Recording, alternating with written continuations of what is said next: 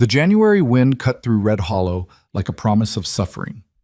Evelyn Mercer stood at her husband's graveside with mud on her boots and ice forming in her hair, watching 6 men lower Thomas into frozen ground that didn't want him. The preacher spoke words that meant nothing. The townspeople shifted their weight, impatient for the free whiskey being poured back at the house. Nobody cried except her, and even her tears felt like a betrayal, because Thomas Mercer hadn't been a good man. He just hadn't been cruel enough to prepare her for what came next.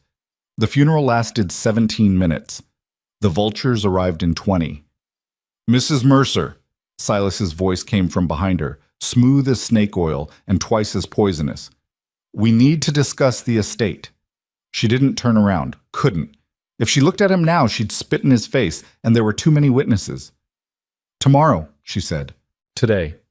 His hand landed on her shoulder, heavy and possessive. The lawyer's already at the house, waiting. The crowd parted as Silas guided her away from the grave, his grip tight enough to bruise through her black wool coat. She caught glimpses of faces as they walked. Widow Patterson with her tight-lipped disapproval, Sheriff Garrett lighting a cigarette like this was entertainment, the butcher's wife whispering behind her gloved hand. They all knew something she didn't. The realization settled into her stomach like swallowed glass. The Mercer Ranch house sat 2 miles outside town, a sprawling structure Thomas had built with money he'd never quite explained. Evelyn had turned it into something resembling a home, curtains in the windows, bread baking most mornings, account books she kept meticulous and honest because someone had to. Now it felt like a trap she'd walked into with her eyes wide open. The lawyer waited in Thomas's study, a weasel-faced man named Hutchins, who'd been on the Mercer payroll since before Evelyn arrived. He barely looked at her as she entered, just shuffled papers with the bored efficiency of a man performing a ritual he'd done 100 times before. "Mrs. Mercer, please sit." She remained standing. "What's this about?" Silas closed the door behind them with a soft click that sounded like a cell locking. He moved to stand beside the desk, one hand resting on the leather chair that had been Thomas's, his posture making it clear whose chair it was now. Hutchins cleared his throat. "Your late husband's will contained certain provisions. Given the unusual circumstances of the estate and the significant assets involved, Mr. Thomas Mercer made arrangements to ensure the property remains within the family." "I'm his family," Evelyn said. "By marriage." Silas's smile didn't reach his eyes. "Not by blood." The first spike of real fear pierced through her grief. Hutchins slid a document across the desk. "According to the terms outlined here, you have 30 days from the date of Mr. Mercer's death to enter into marriage with his brother and heir, Silas Mercer. Should you agree, the estate will pass to Mr. Silas Mercer, and you will retain your position as a Mercer wife with all associated privileges and protections." The words didn't make sense. Evelyn read them twice, then a third time, waiting for the meaning to shift into something rational. "And if I refuse?" "Then you forfeit all claims to the property, land, and assets." Hutchins spoke like he was reciting a recipe.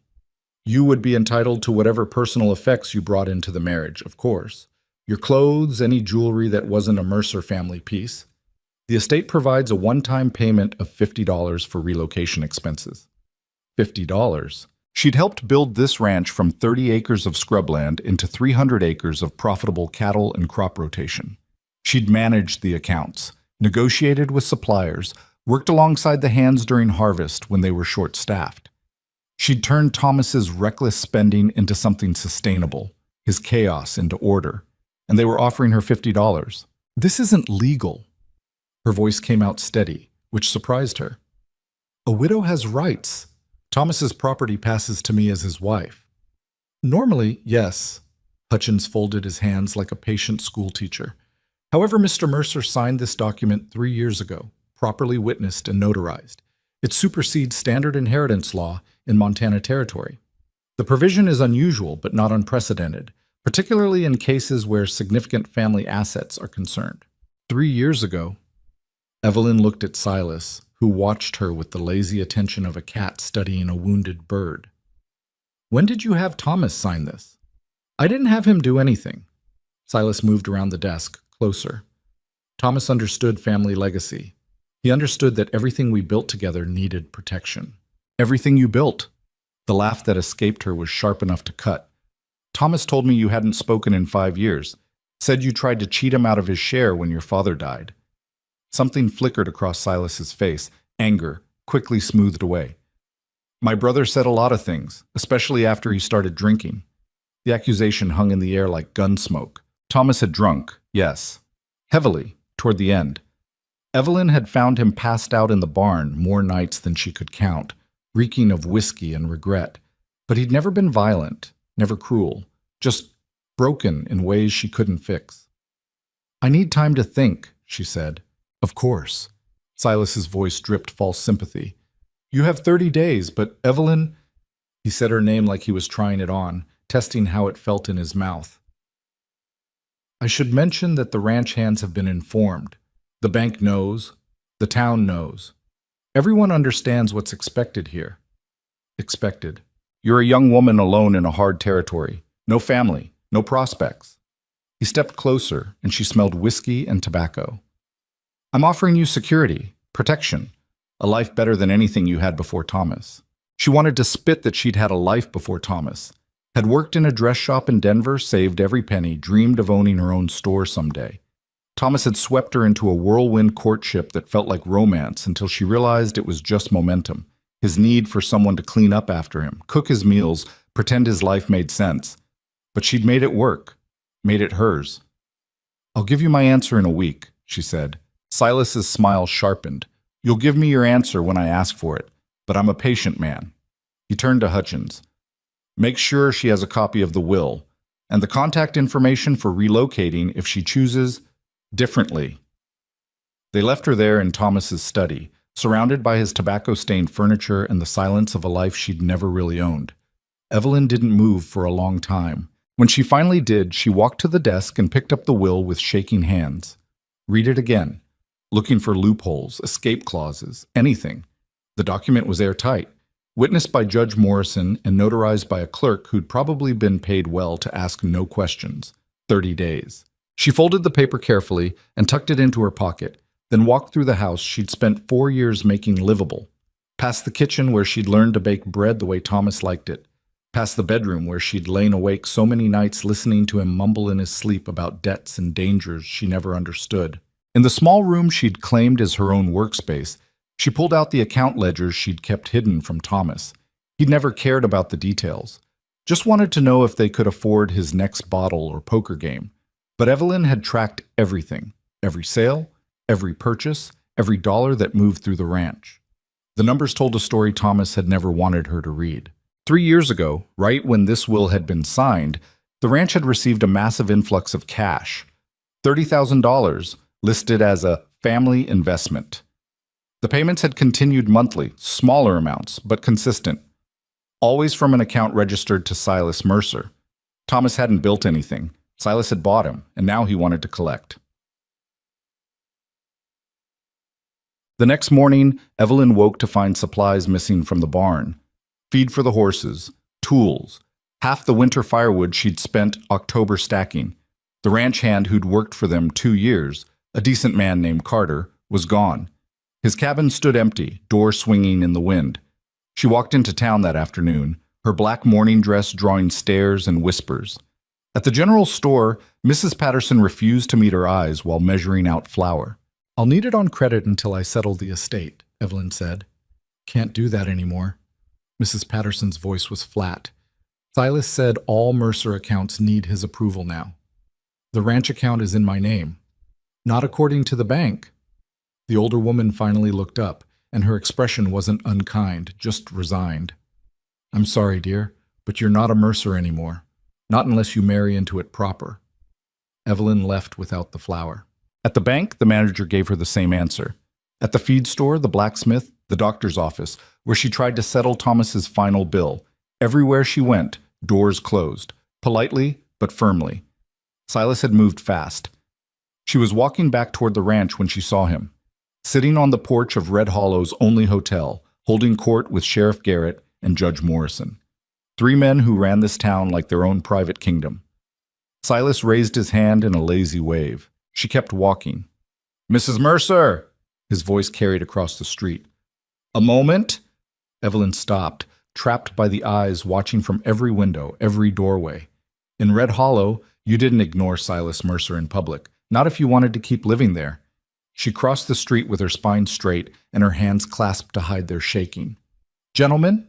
She nodded to the judge and sheriff, who both looked away like she was something unfortunate they'd stepped in. I hear you've been having trouble in town. Silas leaned back in his chair, the picture of relaxed power. That's unfortunate. If you'd accepted my proposal already, none of this would be necessary. Your proposal. She tasted acid. Is that what we're calling it? I'm calling it an opportunity. He stood, moving close enough that she had to tilt her head back to meet his eyes. Silas was a big man, broad-shouldered and thick through the chest, with the kind of size that looked impressive until you noticed the meanness in his eyes. You're a smart woman, Evelyn. Smarter than Thomas deserved. You kept his ranch running when he was too drunk to remember his own name. That takes skill. Thomas wasn't Utz. Thomas was a drunk and a fool. Silas said it loud enough for the street to hear. Everyone knows it. The only thing he did right was marry a woman strong enough to clean up his messes. I'm offering you a chance to do the same thing, but with a husband who'll appreciate it. Sheriff Garrett chuckled. Evelyn's hands curled into fists inside her coat pockets. I need more time. You need to be practical. Silas reached out and tucked a strand of hair behind her ear, the gesture intimate and possessive. Several people on the street stopped to watch. Winter's coming down hard. The ranch can't run itself. You can't run it alone, I've made sure of that. Your choices are marry me or leave with nothing. And Evelyn? His thumb brushed her cheekbone. I really hope you choose to stay. She jerked away from his touch, and his smile widened. 3 weeks, he said. I'll give you 3 weeks to mourn properly. Then we'll have a wedding this town won't forget. He turned and walked back to his chair, dismissing her like a servant. Evelyn stood there for 5 seconds that felt like 5 hours, feeling the weight of every stare, every whisper. Then she walked away with her head high and her stomach churning. She made it to the edge of town before she vomited into the ditch. Basosin. That night, someone tried to burn down the barn. Evelyn woke to the smell of smoke and the sound of horses screaming. She ran outside in her nightgown and bare feet, already knowing what she'd find. Flames climbed the south wall of the barn, hungry and orange against the black sky. The horses kicked their stalls in panic. If the fire reached the hayloft, everything would go up. She grabbed buckets, worked the pump until her arms screamed, threw water on flames that seemed to laugh at her efforts. The heat blistered her face. Smoke choked her lungs. She was losing. Then hands grabbed the bucket from her. Get the horses out! A man she didn't recognize, tall, rangy, with dark hair and a face shadowed by the fire, shoved past her and started organizing a bucket line from the well. 2 more men appeared from nowhere, working with the grim efficiency of people who'd fought fires before. Evelyn ran into the barn. The smoke was thicker inside, black and poisonous. She couldn't see, couldn't breathe. Found the first stall by touch and threw the bolt, then slapped the horse hard on the rump to drive it toward the door. Did it again. Again. Lost count. Something in the hayloft exploded with a roar like thunder. Get out! Someone grabbed her around the waist and hauled her backward. It's coming down! She fought him, tried to go back for the last horse, but he was stronger. Dragged her out into the cold air just as part of the roof collapsed inward with a shower of sparks. They hit the ground hard. Evelyn rolled, gasping, her lungs full of smoke and her eyes streaming. Above her, the stranger who'd pulled her out was silhouetted against the burning barn, and for a moment he looked like something from a fever dream, all sharp angles and firelight. You got a death wish? He demanded. There's still... She coughed so hard she retched. 1 more horse. Already out. Your mysterious helpers got it. Evelyn looked around and realized he was right. 5 horses stood in the paddock, wild-eyed but alive. The barn was still burning, but the fire hadn't spread to the house or other buildings. Men she didn't recognize worked in careful silence to contain it. Who are you? She struggled to her feet, swaying. Who are they? The stranger studied her with eyes that caught the firelight strange. Name's Rowan Cade, and those men are leaving, so I wouldn't look too close. She looked anyway, but they were already melting into the darkness beyond the firelight. One tipped his hat to her. Another made a gesture she thought might be a blessing or a ward against evil. Hard to tell. Then they were gone like smoke. What the hell is happening? Evelyn's voice cracked. Who sent you? Rowan Cade pulled off his gloves and tucked them in his belt. Up close, she could see he was younger than she'd first thought. Maybe 30, with the kind of weathered face that came from sleeping under stars more than roofs. He wore trail clothes, good quality but worn, and carried a rifle slung across his back like it was part of his skeleton. Nobody sent me. He looked at the burning barn, then back at her. I came on my own. Heard you might need help. From who? Your husband had friends you didn't know about. One of them asked me to check on you after... He gestured vaguely. After everything. Evelyn's head spun. Smoke inhalation, shock, exhaustion. It all crashed into her at once. Thomas is dead. I know. Someone tried to burn my barn. I know that too. And you just happened to be here? With friends who fight fires and disappear? Rowan's mouth twitched. Might have been a smile. I've been here 3 days, watching, waiting to see what Silas would do. The name hit her like a slap. You know about Silas? Everyone within 100 miles knows about Silas Mercer. Rowan pulled a canteen from his saddle, and she realized for the first time that there was a horse tied near the house, patient and still, and handed it to her. Drink. Then we need to talk somewhere the whole territory can't hear us. She drank. Water, clear and cold, washing the taste of smoke from her throat. When she lowered the canteen, she found him watching her with an expression she couldn't name. I don't know you, she said. No. I don't trust you. Smart. But you saved my barn. Most of it. He glanced at the smoldering ruin. South wall's gone. You'll need to rebuild before snow. Evelyn laughed, and it came out broken. I won't be here for snow. Silas is taking the ranch. Taking everything. Only if you let him. I don't have a choice. You do. Rowan Cade stepped closer, and she saw something in his face that made her breath catch. Not desire, not pity, but recognition. Like he was looking at someone he'd met before in a different life. It's a hard choice. Dangerous. Might get you killed. But Evelyn Mercer, he said her name carefully, like it mattered. You've got a choice nobody can take away. Not Silas, not the law, not this whole damn town. What choice? He smiled then, and it was nothing like Silas's smile. It was sharp and reckless and entirely honest. You can run. They talked until dawn in her kitchen, speaking low while the barn's ruins cooled outside. Rowan told her things she'd suspected but never proven.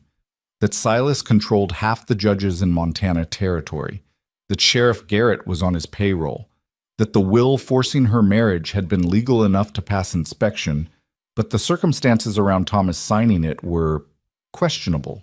He was drunk, Rowan said, brought to a lawyer's office in the middle of the night 3 years back. Silas held his debts, gambling mostly, drinking. Thomas owed him near $40,000 by then. $40,000. Evelyn felt sick. The investments in the ledgers weren't investments, were loans, with terms Thomas couldn't hope to meet. Rowan poured himself coffee from the pot she'd made and drank it black. Silas has been planning this since your wedding day, maybe before.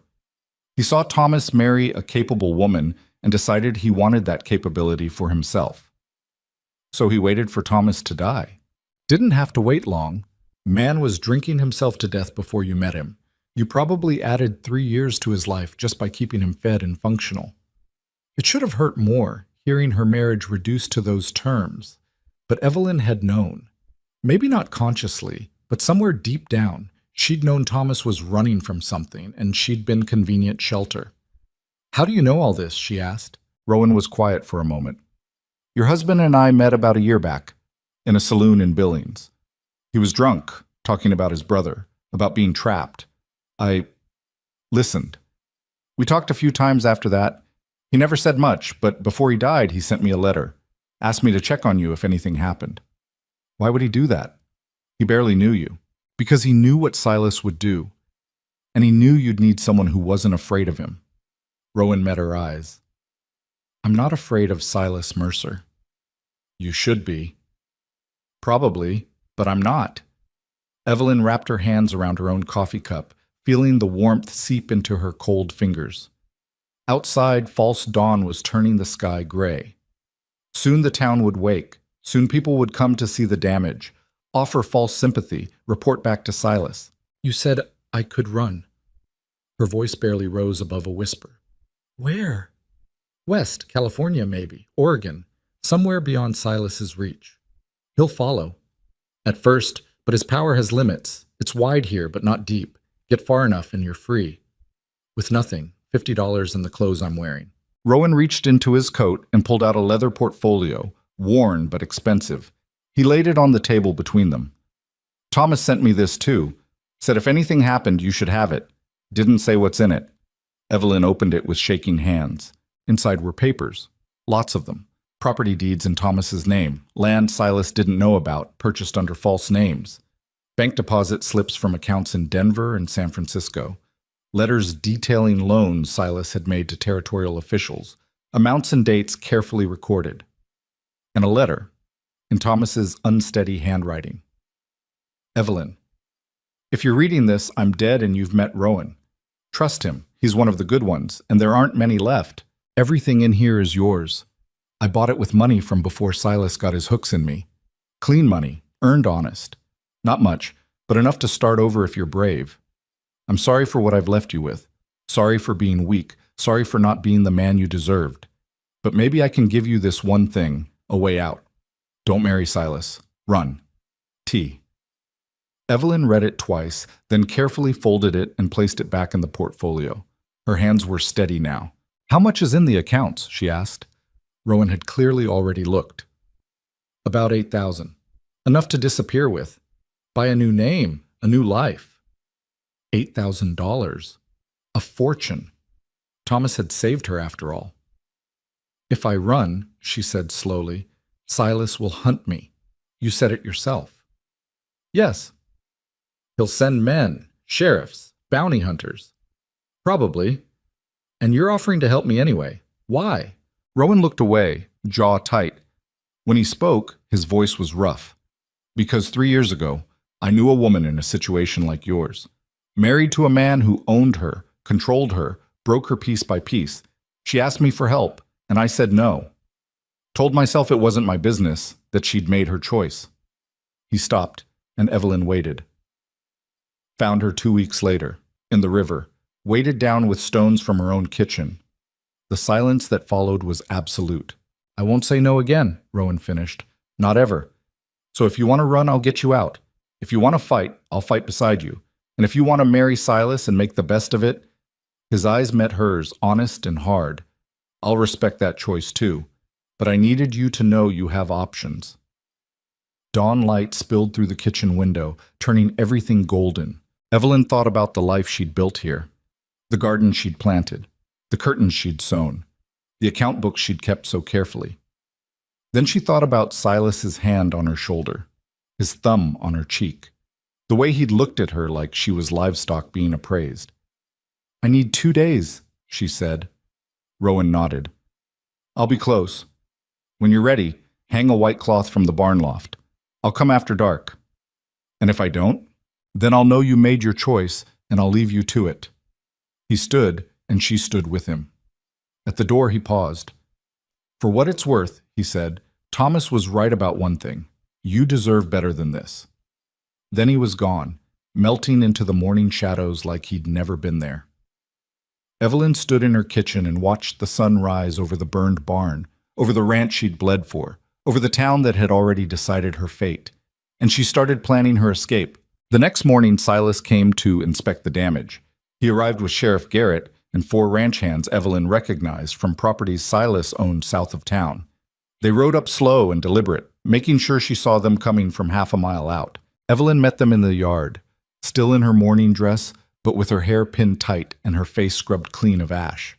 She'd spent an hour that morning making herself look composed, untouchable, a woman who hadn't spent half the night coughing up black phlegm and planning escape routes.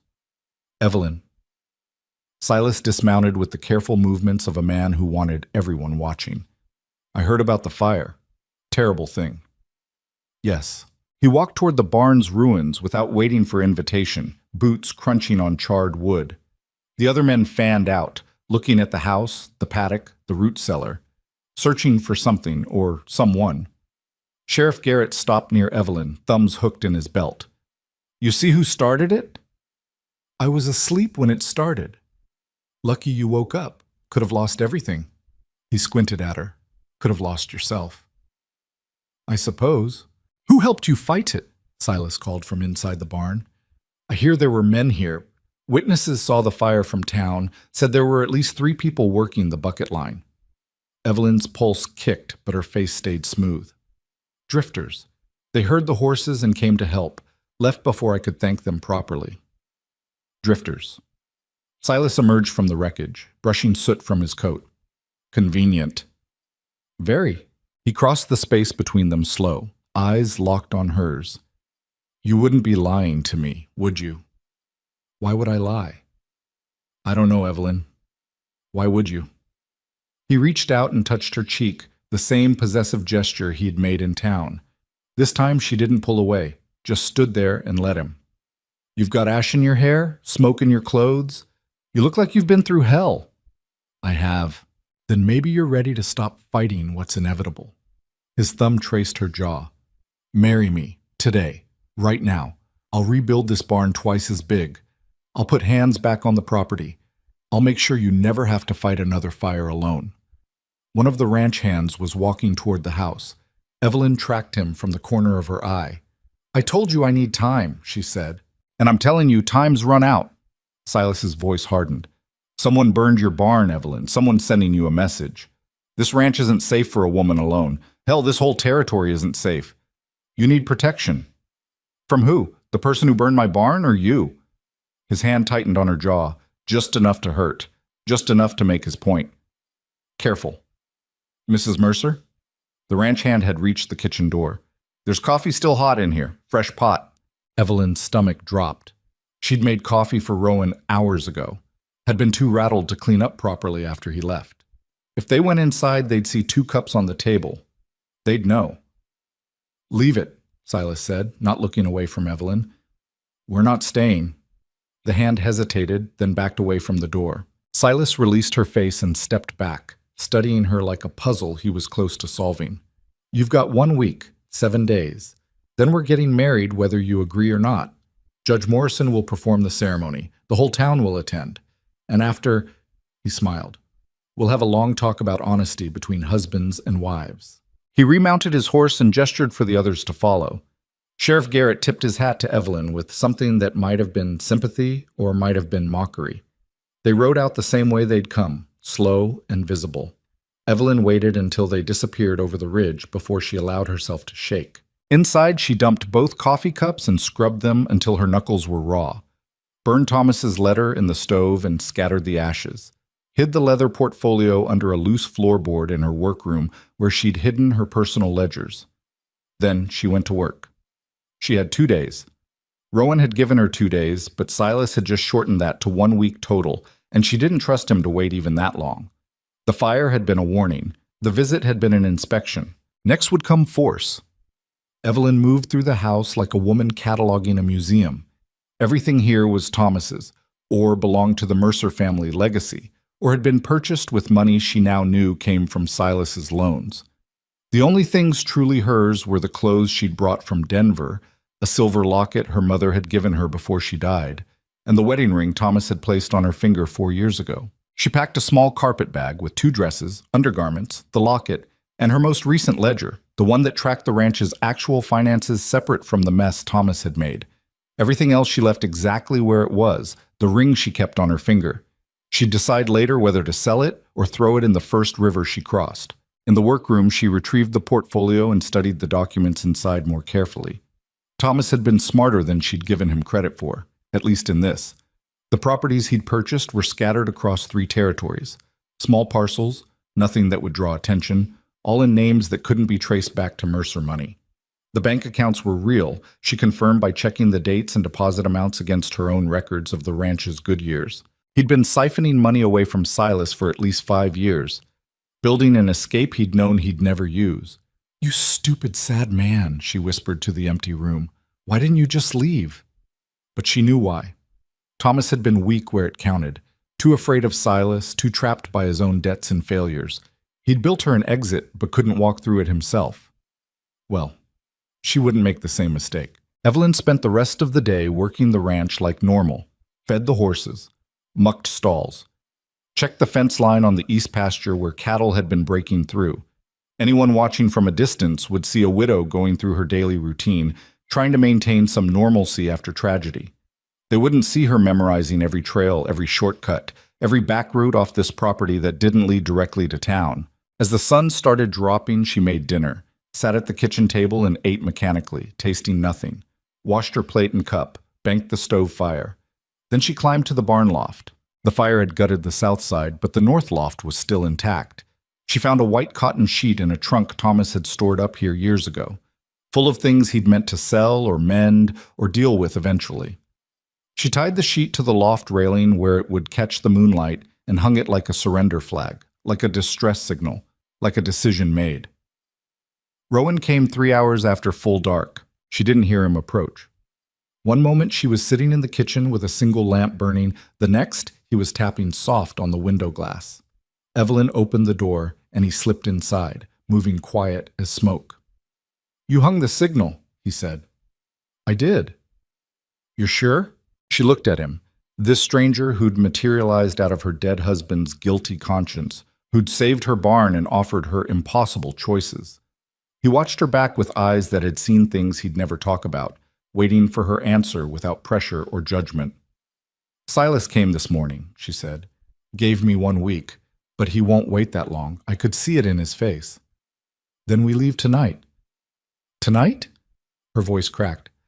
"I thought I had—" "You have right now. That's all any of us ever have."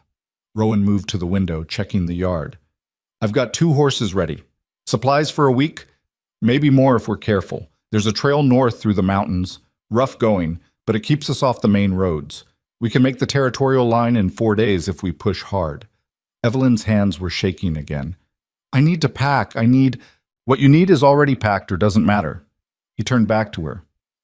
"Anything in this house worth dying for?" She thought about that, really thought about it. "No," she said finally. "Nothing." "Then get your coat and whatever you can't live without. We ride in 10 minutes. She grabbed the carpet bag she'd prepared, added the portfolio from under the floorboards, and wrapped herself in the warmest coat she owned. At the last second, she went to Thomas's study and took the small framed photograph of her parents from the shelf, the only picture she had of them. Rowan was waiting by the back door with 2 horses. One was his own, a rangy buckskin gelding with intelligent eyes. The other was a sturdy mare Evelyn didn't recognize. "She's sound," Rowan said, helping her tie the carpetbag behind the saddle. "Belonged to a friend. He owed me a favor." "What kind of friend loans out horses in the middle of the night?" "The kind who doesn't ask questions." He checked the cinch, then boosted her into the saddle before she could overthink it. "You know how to ride?" "Well enough." "Good enough isn't good enough tonight. Keep up or we both die. Understand?" The bluntness shocked her into clarity. "I understand." "Then let's go." They rode north through fields Evelyn had walked 100 times in daylight, now rendered strange and threatening by moonlight. Rowan set a hard pace, pushing the horses faster than she would have dared on unfamiliar ground. But the mare moved sure-footed beneath her, and Evelyn found a rhythm despite her fear.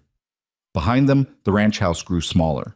The burned barn, the life she'd tried to build, all of it disappearing into darkness. They'd ridden maybe an hour when Rowan suddenly reined in, hand raised for silence. Evelyn stopped beside him, heart hammering. "What?" "Listen." At first she heard nothing but wind and her own pulse. Then, distant but growing closer, hoofbeats. Multiple horses, moving fast. They found the signal. Rowan's voice was grim. "Or someone saw us leave. Either way, they're coming." "How many?" "At least 4. Maybe more." He scanned the terrain, calculating. "There's a creek bed about a mile east. We can lose them in the water, but we have to move now." They ran. Evelyn had ridden hard before, racing Thomas back from town on summer evenings, chasing loose cattle during storms. But this was different. This was riding like the ground was collapsing behind them, like hell itself was in pursuit. The mare stretched out beneath her, hooves pounding, breath coming in great heaving gasps. The creek appeared suddenly, a dark gash cutting through the prairie. Rowan didn't slow, just drove his horse straight down the bank and into the water. Evelyn followed, feeling the mare stumble and recover, icy water splashing up to her knees. "Upstream," Rowan called over the noise of their passage. "Stay in the water, it'll hide our tracks." They rode through the creek for what felt like miles, water numbing Evelyn's legs, the cold seeping through her boots. Her teeth chattered, her hands cramped on the reins. But she kept going because stopping meant capture, and capture meant Silas. Finally, Rowan guided them up the far bank into a stand of pine trees that smelled sharp and clean after the creek's mineral bite. He dismounted and grabbed both horses' bridles, hand over their noses to keep them quiet. In the distance, they heard the search party reach the creek. Voices carried on the night air, angry and frustrated. Someone was shouting orders. Someone else was arguing about which direction to search. "Split up," a voice commanded. Evelyn recognized it. Sheriff Garrett. "Jenkins, take 2 men downstream. I'll take the rest upstream. She couldn't have gotten far." "What about the man with her?" Another voice, this one unfamiliar. "Shoot him. Silas wants the woman alive, but he didn't say nothing about her accomplice." Evelyn's breath caught. Rowan's hand tightened on the horses. The search party divided. 3 riders splashed upstream toward their position. 3 more headed the opposite direction. They waited. The riders came closer. 50 yards. 40. Close enough that Evelyn could see the shapes of men on horseback, could hear their conversation about the reward Silas was offering. $500 for whoever brings her back, one said. "That's more than I make in a year." "Only if we find her. Woman like that, city-bred, she won't last a night in this country." "Then we'd better find her before the cold does. Dead woman's worth nothing." They were 20 yards away when one of the horses snorted. The searchers stopped. Evelyn pressed her face against the mare's neck, willing herself invisible. Beside her, Rowan had gone completely still, one hand on his rifle. "You hear that?" one of the searchers said. "Just the wind." "Didn't sound like wind." A long, terrible silence. Then, "Come on. They went downstream, I'm telling you. Woman that's scared would run with the current, not against it." The riders moved on. Evelyn didn't breathe again until they were out of sight, and even then it came out shaky and too loud. "We can't stay here," Rowan whispered. "They'll double back when they don't find tracks downstream. We need distance." "I can't—" Her voice broke. "I can't ride anymore. I can't feel my legs." "You can." He grabbed her shoulders, forced her to look at him. "You're cold and you're scared and you've never done anything like this before. But you can ride, Evelyn. You've been doing it for an hour. You can do it for 6 more. 6 hours? To the mountains. Once we're in the high country, we'll have cover, hiding places. But we have to get there before dawn, or they'll track us in daylight."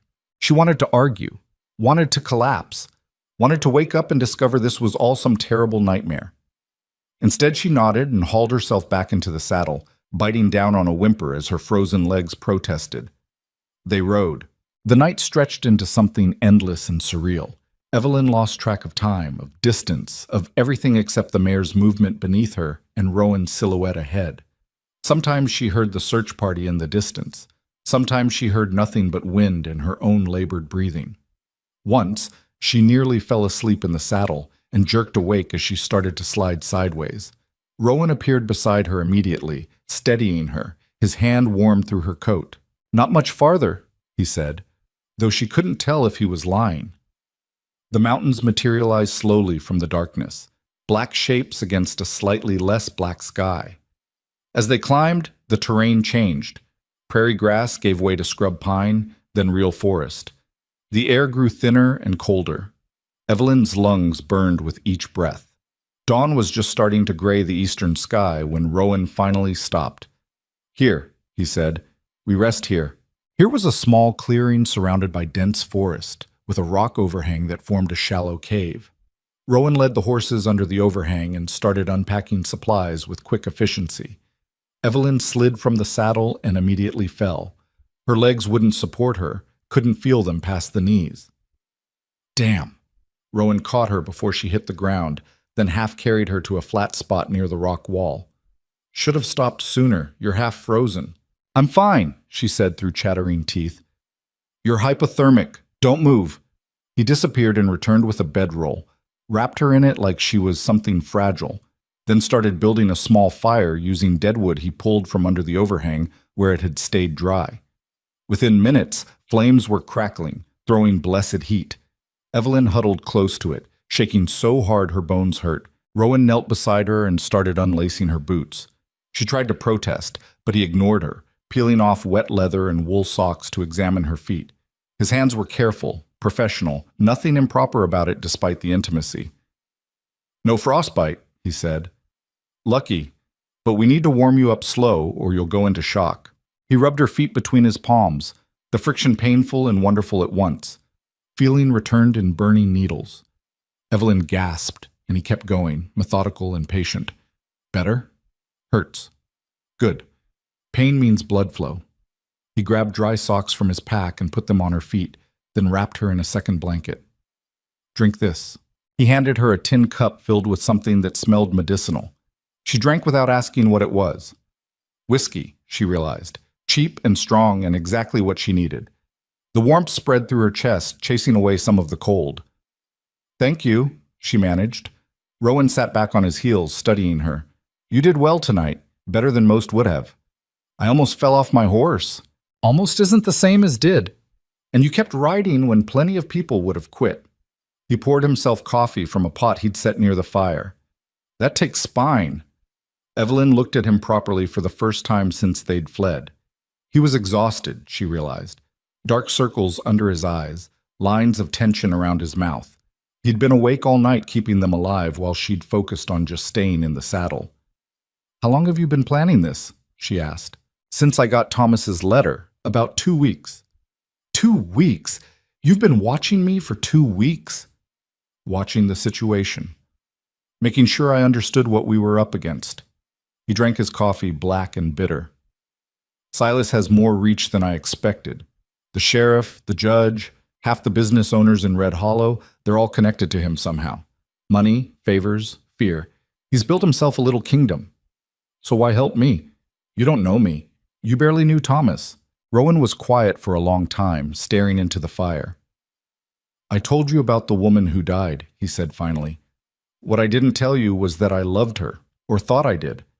Maybe it was just guilt dressed up as something better." He set down his cup.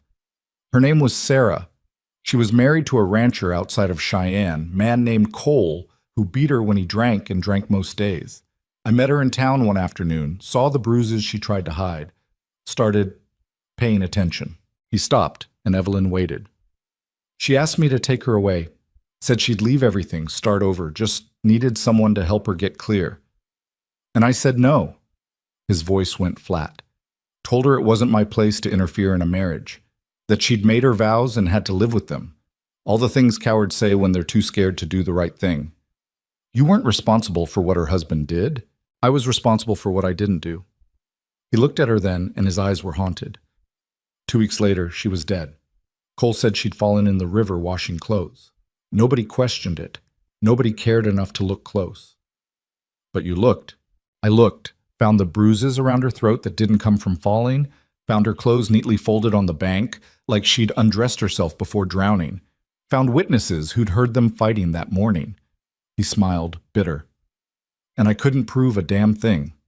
Cole had friends, had money, had the right last name, and Sarah was just another woman who'd made the mistake of marrying wrong." "What happened to him?" "He died 6 months later, barn fire. Very tragic." Rowan's expression didn't change. "These things happen." Evelyn understood what he wasn't saying. "You killed him." "I made sure justice happened when the law wouldn't."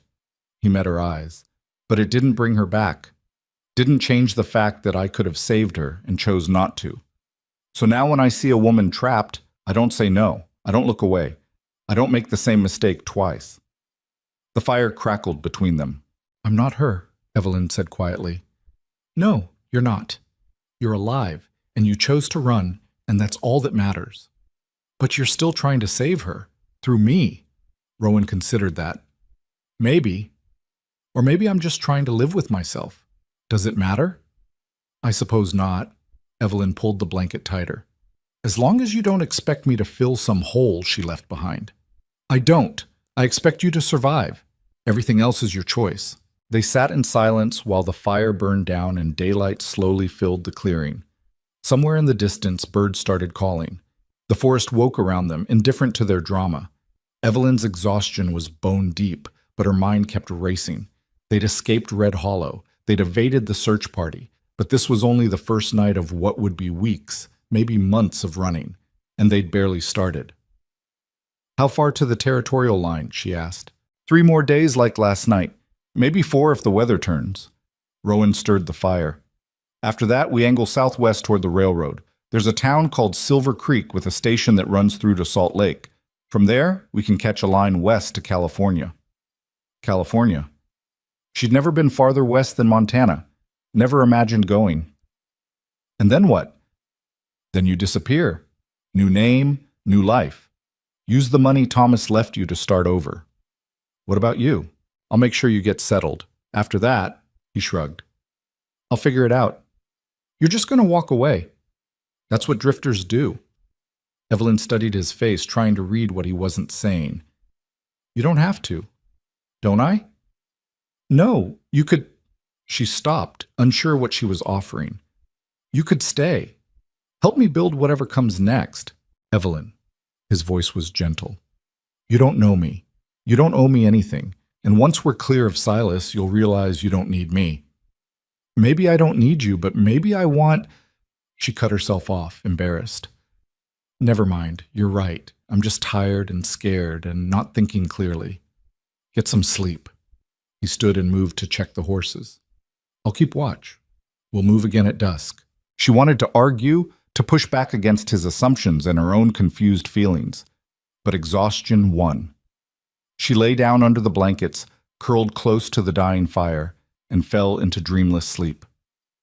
When she woke, the sun was high and Rowan was cleaning his rifle with the focused attention of a man who'd done it 1,000 times. He'd set out dried meat and hardtack for her, along with more coffee. Evelyn ate mechanically, her body demanding fuel, even though she wasn't hungry. "They'll be looking for us," she said. "Already are. I heard riders pass about 2 hours ago, headed west. They think we're making for the mining camps." "We're not?" "No, mining camps are where people look for people. We're going where there's nothing but trees and rocks and cold." He reassembled the rifle with practiced ease. "It'll be harder, but safer." "How long have you been doing this? Running from things?" "Long enough to know how." He didn't look at her. "My father was a gambler. Good one, too, until he wasn't. When I was 15, he bet money he didn't have and lost to men who didn't forgive debts. We ran." "Did they catch you?" "They caught him. I kept running. Matter of fact, no self-pity. Learn to live light, trust nobody, keep moving. It's kept me alive this long." "Sounds lonely." "It is." He finally met her eyes. "But lonely's better than dead." They rested until evening, speaking little, each lost in their own thoughts. When the sun started dropping, Rowan saddled the horses and scattered the fire pit, erasing evidence they'd been there. As they prepared to leave, Evelyn looked back at the clearing that had sheltered them. "I'll never see Montana again, will I?" she said. Rowan checked the cinch on his saddle. "Probably not." "Good." She mounted the mare, feeling stronger than she had that morning. "I hope it snows for a month straight. I hope Silas loses everything. I hope Red Hollow burns to the ground." "That's the spirit." There was approval in his voice. "Anger's better than fear. Anger keeps you moving." They rode into the deepening twilight, heading higher into the mountains where the air was thin and cold and clean. Behind them, search parties scoured the lower elevations. Ahead, somewhere beyond the peaks, lay a future Evelyn couldn't yet imagine. But for the first time since Thomas died, she felt something other than trapped. She felt dangerous. The second night was worse than the first. They climbed trails barely wide enough for the horses, following routes Rowan seemed to know by instinct or memory. The temperature dropped until Evelyn's breath came in white clouds. Her hands went numb even inside her gloves. Around midnight, it started to snow. "Keep moving," Rowan called back to her. "Don't stop. If you stop, you freeze." So she didn't stop, just hunched in the saddle and let the mare pick her way through increasing drifts, while snow gathered on her shoulders and hat. The world reduced to white darkness and the sound of her own breathing. Sometime before dawn, they reached a line shack, a tiny cabin hunters used during elk season. Rowan forced the door open and got them inside. then spent an hour getting a fire going in the ancient stove while Evelyn shook so hard she couldn't help with anything. "This is bad," he said, wrapping her in every blanket they had. "We can't travel in this. Have to wait it out." "How long?" "However long it takes." He pressed a tin cup of something hot into her hands. "Drink." This time it was tea, strong and sweet.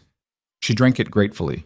The shack was barely bigger than a horse stall, with a single room containing a stove, a rough bunk, and a table that looked like it might collapse if you breathed on it too hard.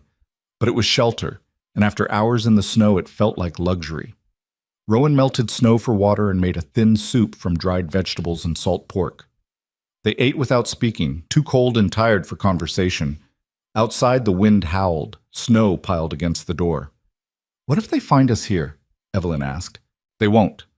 Nobody comes up this high in winter except idiots and people running for their lives." He added wood to the stove. "We're safe until the storm breaks." "And then?" "Then we keep going." He looked at her across the small space. "You holding up?" "I don't know. Ask me when I can feel my feet again." That got a slight smile from him. "Fair enough." They took turns sleeping, one person keeping the fire going while the other rested. Evelyn had the first watch. She sat by the stove and listened to Rowan's breathing even out into sleep, and thought about how strange it was to be alone with a man she barely knew in a shack in the middle of a snowstorm while half of Montana hunted her. Strange, but not frightening. Not with Rowan. She didn't know when she'd started trusting him. Maybe when he'd pulled her from the burning barn. Maybe when he'd offered her a choice instead of orders. Or maybe it was just exhaustion and desperation making her stupid. But she didn't think so. When her watch ended, she woke him with a touch to his shoulder. He came awake instantly, hand going to the rifle beside the bunk before he registered where he was. "All quiet," she said. "Still snowing." "Good. Covers our tracks." He stood and stretched, joints popping. "Get some sleep, real sleep, not that half-awake thing you've been doing." "How did you—" "I've been running scared before. I know what it looks like." He guided her to the bunk. "I've got the watch. Close your eyes."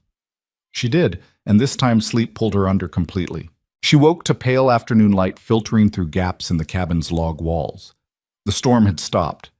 Rowan was at the stove cooking something that smelled better than it had any right to. "Beans," he said when he saw her watching, "and the last of the bacon. We'll need to hunt soon if this keeps up." Evelyn sat up, feeling almost human for the first time in days.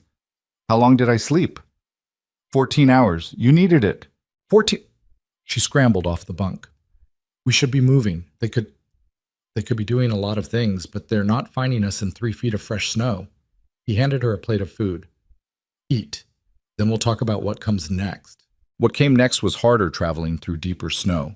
They left the shack at dusk and made perhaps 5 miles before exhaustion forced them to stop again. The horses were struggling, breaking trail through drifts that sometimes came up to their chests. "We can't keep this pace," Rowan said that night as they huddled in another makeshift camp. "The horses won't make it. So what do? We rest tomorrow, let them recover, hunt for food, then push hard for the territorial line. That's another day Silas has to catch up. Silas isn't catching anyone in this snow. His men are probably turned back by now, waiting for the weather to clear." Rowan poked at their small fire. "We're ahead. As long as we don't do anything stupid, we stay ahead." So they rested. Rowan spent the morning hunting and came back with 2 rabbits. Evelyn cleaned them while he built up the fire, and they cooked meat that tasted like the best thing she'd ever eaten. "You know how to dress game," he observed. "My father was a trapper, before he died." She skewered rabbit over the fire. "I grew up in a cabin smaller than that shack we used. Didn't see a real town until I was 12. "How'd you end up in Denver?" "My mother moved us there after father died. Wanted me to have opportunities," she said. Opportunities mostly meant working in a dress shop 12 hours a day for pennies. Evelyn turned the meat. "But I learned tailoring, learned to manage money, learned that I didn't want to be poor forever." "So you married Thomas." "So I married Thomas." She met his eyes. "Which probably makes me sound like exactly what Silas thinks I am. A woman who married for money." "Did you?" "I married for the chance at something better. A ranch, a home, the possibility of building something that was mine." The rabbit fat dripped into the fire, hissing. I didn't love Thomas, but I respected him. I thought he respected me. Turned out we were both using each other for escape. From what? He was escaping Silas and his own failures. I was escaping poverty and powerlessness. She pulled the meat from the fire. We gave each other what we needed until he died. That's more than a lot of marriages have. They ate in silence. My wife died, Rowan said suddenly. I didn't mention her before because it was a long time ago. We were young. 19, both of us. She got pregnant, died in childbirth. The baby, too. Evelyn set down her food. I'm sorry. It was 15 years ago. I barely remember her face now. He stared at the fire. But I remember thinking the world had ended, that I'd never be whole again.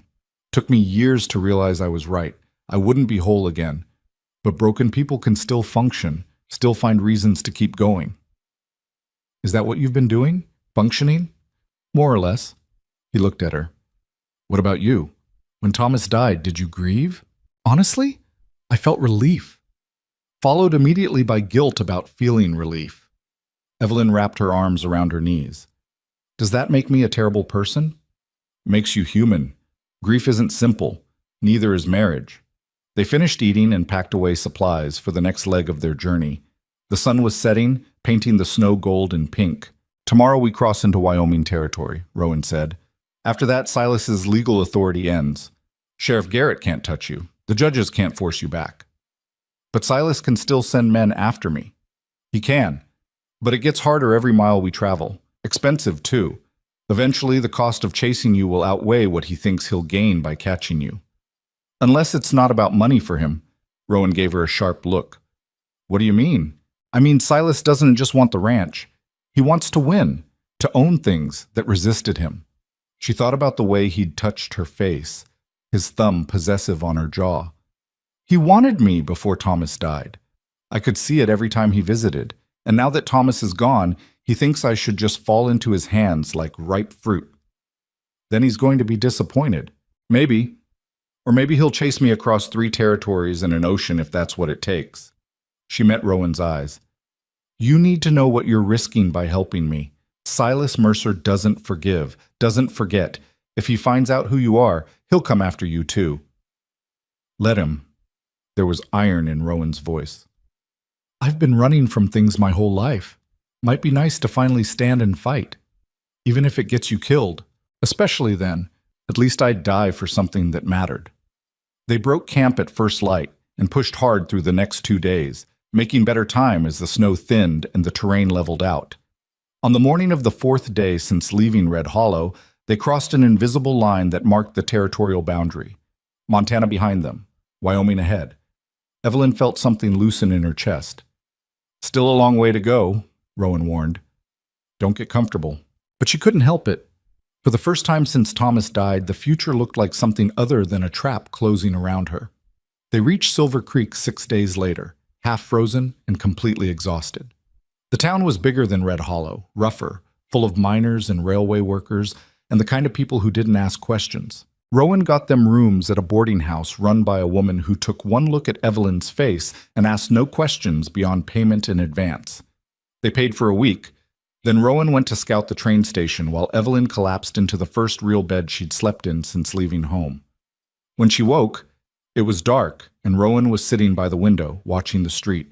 There's a train west in 3 days, he said without turning. I bought tickets under false names. We'll take it to Salt Lake, then catch another line to San Francisco. San Francisco. The name felt foreign in her mouth. Or somewhere else. Portland. Seattle. Anywhere you want that's far from here. Evelyn sat up, pushing hair from her face. What happens when we get there? You start over. I already told you. I mean, what happens with us? He finally looked at her. There is no us. There's me helping you escape and you building a new life. That's all this is. Is it? Has to be. You're running from one man who wants to own you. Last thing you need is another man getting ideas. What if I'm the one with ideas? Then wait until you are somewhere safe to think them through. He stood. You're exhausted and traumatized, and you've spent a week depending on me to keep you alive. That's not the foundation for anything real. That's just survival making you confused. He was right. She knew he was right, but she also knew she'd seen him calm under pressure, competent without being controlling, strong without being cruel. Everything Thomas wasn't. Everything Silas would never be. Fine, she said. But you're still wrong. Probably. He moved toward the door. Get some sleep. Real sleep. In a real bed. We've got 3 days to recover before the next hard part. He left her there, and Evelyn lay back down, staring at the ceiling and wondering when exactly she'd started hoping for something impossible. The 3 days in Silver Creek should have been restful.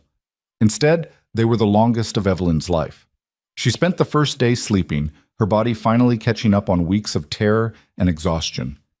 When she woke the second morning, Rowan was gone, and the boarding house proprietor, a stern-faced woman named Mrs. Calloway, was knocking on her door with breakfast. Your brother said you'd been sick, Mrs. Calloway said, setting down a tray with eggs and coffee. Said you needed building up, brother. The lie was necessary, but it still felt strange. Thank you, Evelyn said. He also paid extra for bath water. There's a tub in the washroom down the hall, clean towels on the shelf. The woman studied her with sharp eyes. You running from something, girl? Evelyn's heart kicked. No, just... Don't bother lying. I wasn't born yesterday. Mrs. Calloway moved to the window and adjusted the curtain. But I don't ask questions I don't want answered. You keep your business quiet, pay your rent, and we'll get along fine. Your brother seems capable enough to keep trouble from my door. He is. Good. Because Silver Creek's got enough trouble without importing more. She headed for the door, then paused. There's a dress shop 2 streets over. Mrs. Chen. Tell her I sent you. She'll fix you up with something that doesn't look like you've been sleeping in the woods. After she left, Evelyn ate mechanically and then found the washroom. The bath was lukewarm but felt like heaven. She scrubbed away days of dirt and smoke and fear, watching the water turn gray.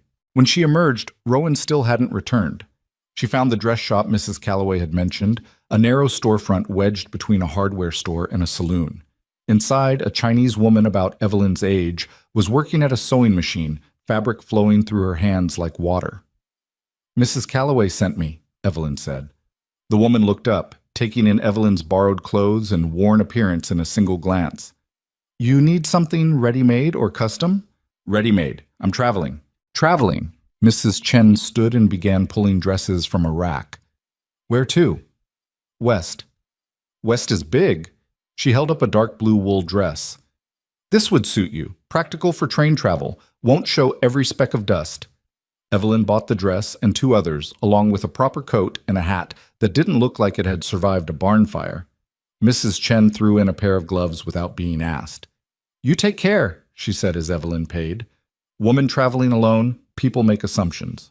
I'm not alone, She caught herself. My brother's with me.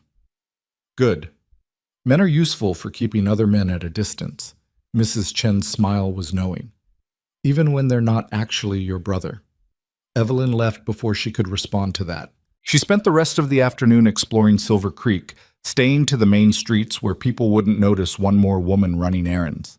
The town was busy, full of miners coming down from the hills and railway workers between shifts. Nobody paid her much attention. It was almost sunset when she saw the poster. It was nailed to a wall outside the telegraph office, fresh ink still wet, a crude drawing of a woman's face, not quite accurate but close enough to make Evelyn's blood freeze. Wanted for theft and fraud. Evelyn Mercer, also known as Evelyn Clark, age 26, brown hair, blue eyes, last seen in Red Hollow, Montana. Reward: $1,000 for information leading to capture. Contact Silas Mercer or Sheriff Garrett, Red Hollow. Her hands went numb. $1,000. That was enough money to make even honest people consider betrayal. She forced herself to walk past the poster casually, as if she hadn't seen it, turned the corner and kept walking until she reached the boarding house, climbed the stairs with her heart pounding so hard she thought it might break through her ribs. Rowan was in her room when she opened the door. I saw it, he said before she could speak. They're all over town, posted this morning. $1,000. She closed the door and leaned against it. That's enough to make us vulnerable, but not enough to make us caught. He was packing their supplies into saddlebags with quick efficiency. We leave tonight, Can't wait for the train. But you bought tickets. You said... I said a lot of things before Silas proved he's more determined than I gave him credit for. Rowan straightened, meeting her eyes. Train station will be watched. Sheriff here might not be on Silas's payroll, but $1,000 changes math fast. We go overland. To where? South to the railroad line, then west following the tracks. It's longer, harder, but keeps us away from stations and towns where someone might recognize you. Evelyn moved to the window and looked down at the street. Normal people going about normal business. Any one of them could be studying wanted posters right now, memorizing her face. How did he do it so fast? She asked. We've only been gone 10 days. Telegraph. Silas sent descriptions and offers to every sheriff and marshal within 500 miles. Probably spent more on those messages than most people see in a year. Rowan's voice was grim. He's serious about getting you back. This isn't about the ranch anymore, is it? I don't think it ever was. She turned to face him. Then what is it about? Control. Pride. The fact that you're the first thing that's ever slipped through his fingers. Rowan checked his rifle, then holstered his pistol. Men like Silas don't accept losing. It breaks something in their understanding of the world. So he'll chase me forever. Until he catches you or until you disappear so completely, he has to accept you're gone. He shouldered the saddlebags. We're aiming for the second option. They left Silver Creek 2 hours after full dark, walking the horses quietly through back alleys until they were clear of town. Evelyn wore her new dark dress and kept her head down, playing the part of a modest woman accompanying her husband home from evening church services. Once they reached open country, they mounted and rode hard. The land here was different from Montana, flatter, more desolate, with long stretches of nothing between isolated ranches. They avoided the main roads, cutting across open prairie where their tracks would be harder to follow. 3 days out of Silver Creek, they hit their first real problem. They'd been following a creek bed south, letting the horses drink, when Rowan suddenly reined in and held up a hand for silence. Evelyn stopped beside him, straining to hear whatever had alerted him. Voices. Male. Rough. Getting closer. Rowan pointed to a stand of cottonwood trees 50 yards away. They made it there just as 3 riders appeared from the opposite direction, moving slow and purposeful along the creek. Bounty hunters. Had to be. They had that careful, searching look of men tracking something valuable. Evelyn and Rowan pressed deep into the trees, hands over the horses' noses to keep them quiet. The riders stopped maybe 30 feet away. Lost the trail back at the fork, one said. He was big, bearded, wearing a cattleman's coat that had seen better years. Could have gone east or south. South makes more sense. This from a younger man, lean and nervous. Railroad south. Woman like that, city-bred, she'll head for civilization. The third rider hadn't spoken yet. He sat his horse like he'd been born in the saddle, scanning the terrain with patient attention. When he finally spoke, his voice was quiet and far more dangerous than the others. She's got help. Man named Cade, according to the reports. Ex-cavalry, good with a rifle, knows the territory. He turned his horse in a slow circle. They won't take the easy route. Too smart for that. Evelyn felt Rowan go tense beside her. You know him? The bearded man asked. Knew of him. Rode with his brother once. Sam Cade. The quiet man's mouth twitched. Sam died badly. Rowan's been drifting ever since, doing odd jobs, helping people who probably don't deserve it. He's got a weakness for lost causes. Then he's made a mistake helping this one. The bearded man spat into the creek. $1,000 is more money than most men see in a lifetime. And Mercer's paying extra for the man who brings her back. Says he doesn't care about condition as long as she's breathing. The younger rider shifted uncomfortably. That's cold. That's business. The quiet man gathered his reins. Split up. Baker, you take the East Fork. Jensen, head south to the next town and watch the train station. I'll circle west and pick up their trail where it crosses the staging road. What if they're not heading for the railroad at all? Jensen asked. Then we've wasted time and Mercer's money. But I don't think so. Woman's running scared. Scared people run toward what they know, and city women know trains and hotels and places with laws. He kicked his horse into motion. Check back in 3 days at the Carson Creek Way Station. If nobody's found sign by then, we expand the search grid. They separated, each rider heading a different direction. Evelyn and Rowan waited a full hour before moving, making sure the hunters were truly gone. When they finally emerged from the trees, the sun was setting and the prairie stretched empty in all directions. "They know your name," Evelyn said quietly. "Doesn't matter. They know your brother died. They know you help people. Still doesn't matter." But his jaw was tight and he wouldn't look at her. "Rowan, we need to change direction. They're watching the railroad now, which means we can't use it." He studied the darkening sky. "West to the mountains. There are mining camps in the high country, places where people don't ask questions. We can hole up until things cool down. And if they don't cool down, then we keep moving until they do." They rode through the night, pushing the horses harder than was wise. Evelyn could feel her mare tiring beneath her, stumbling occasionally on ground she would have navigated easily when fresh. But they couldn't stop, not with bounty hunters spreading across the territory like a net. Just before dawn, the mare went lame. Evelyn felt it happen, a hitch in the animal's gait, a favoring of the front left leg that got worse with every step. She dismounted immediately and ran her hands down the leg, feeling for heat or swelling. "Stone bruise," she said. "Maybe worse. She needs rest." Rowan cursed softly. "How long?" "Days, maybe a week." Evelyn straightened, looking at the endless prairie around them. "We can't wait that long." "No." He was already thinking, calculating. "You take my horse, I'll walk." "That's ridiculous. You can't." "I can and I will. Your mare can follow unburdened. We make for those hills." He pointed to a dark smudge on the western horizon. "There's an old trading post at the base. Friend of mine runs it. We can get a fresh horse there." "A friend?" Evelyn heard the skepticism in her own voice. "Like the friends who loaned us horses in Montana?" "Exactly like that. People who owe me favors or who I've helped when they needed it." He handed her his reins. "Now get on before I change my mind and we both walk."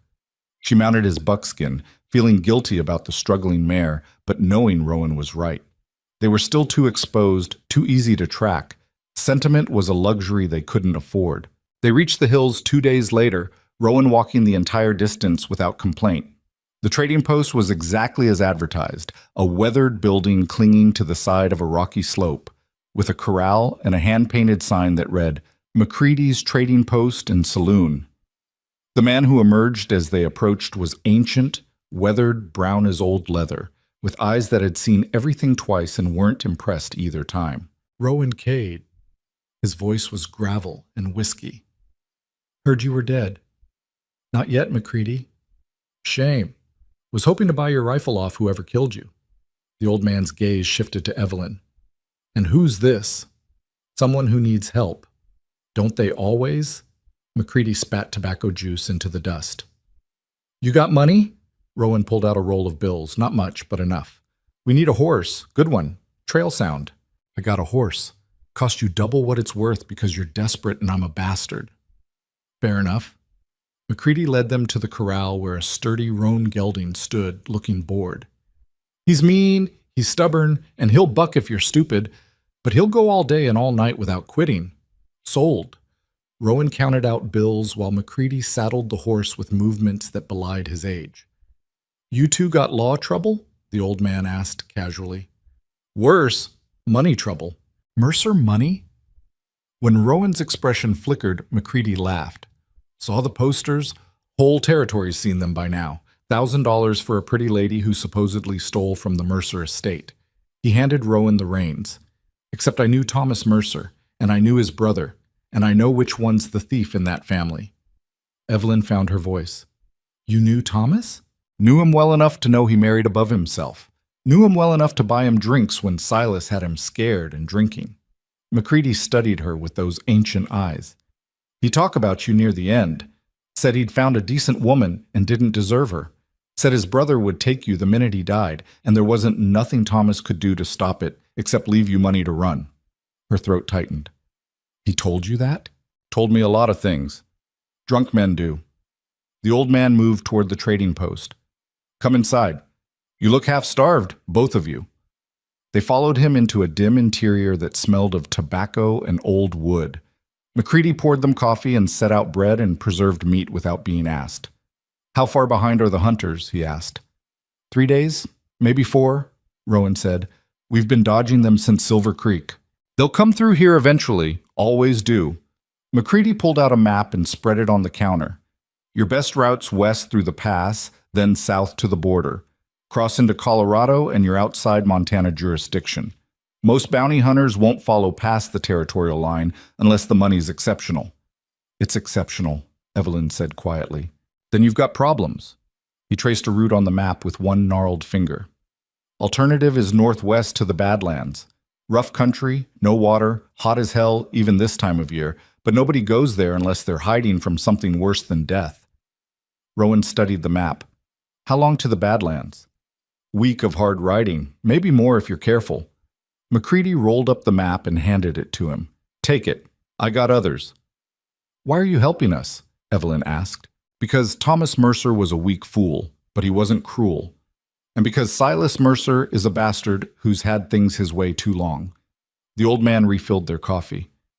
Also because I like seeing powerful men lose. Gives me hope for the world.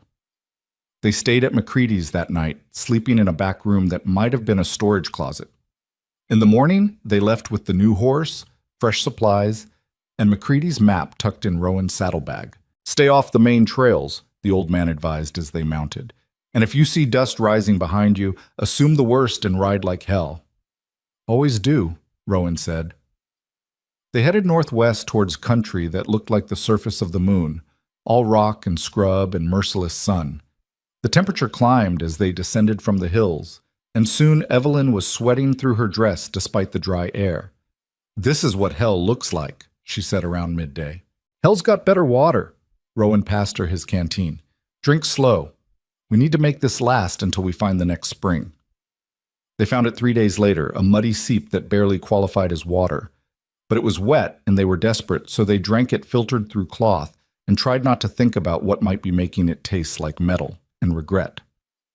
That night, Evelyn woke to the sound of Rowan vomiting outside their camp. She found him doubled over in the darkness, shaking.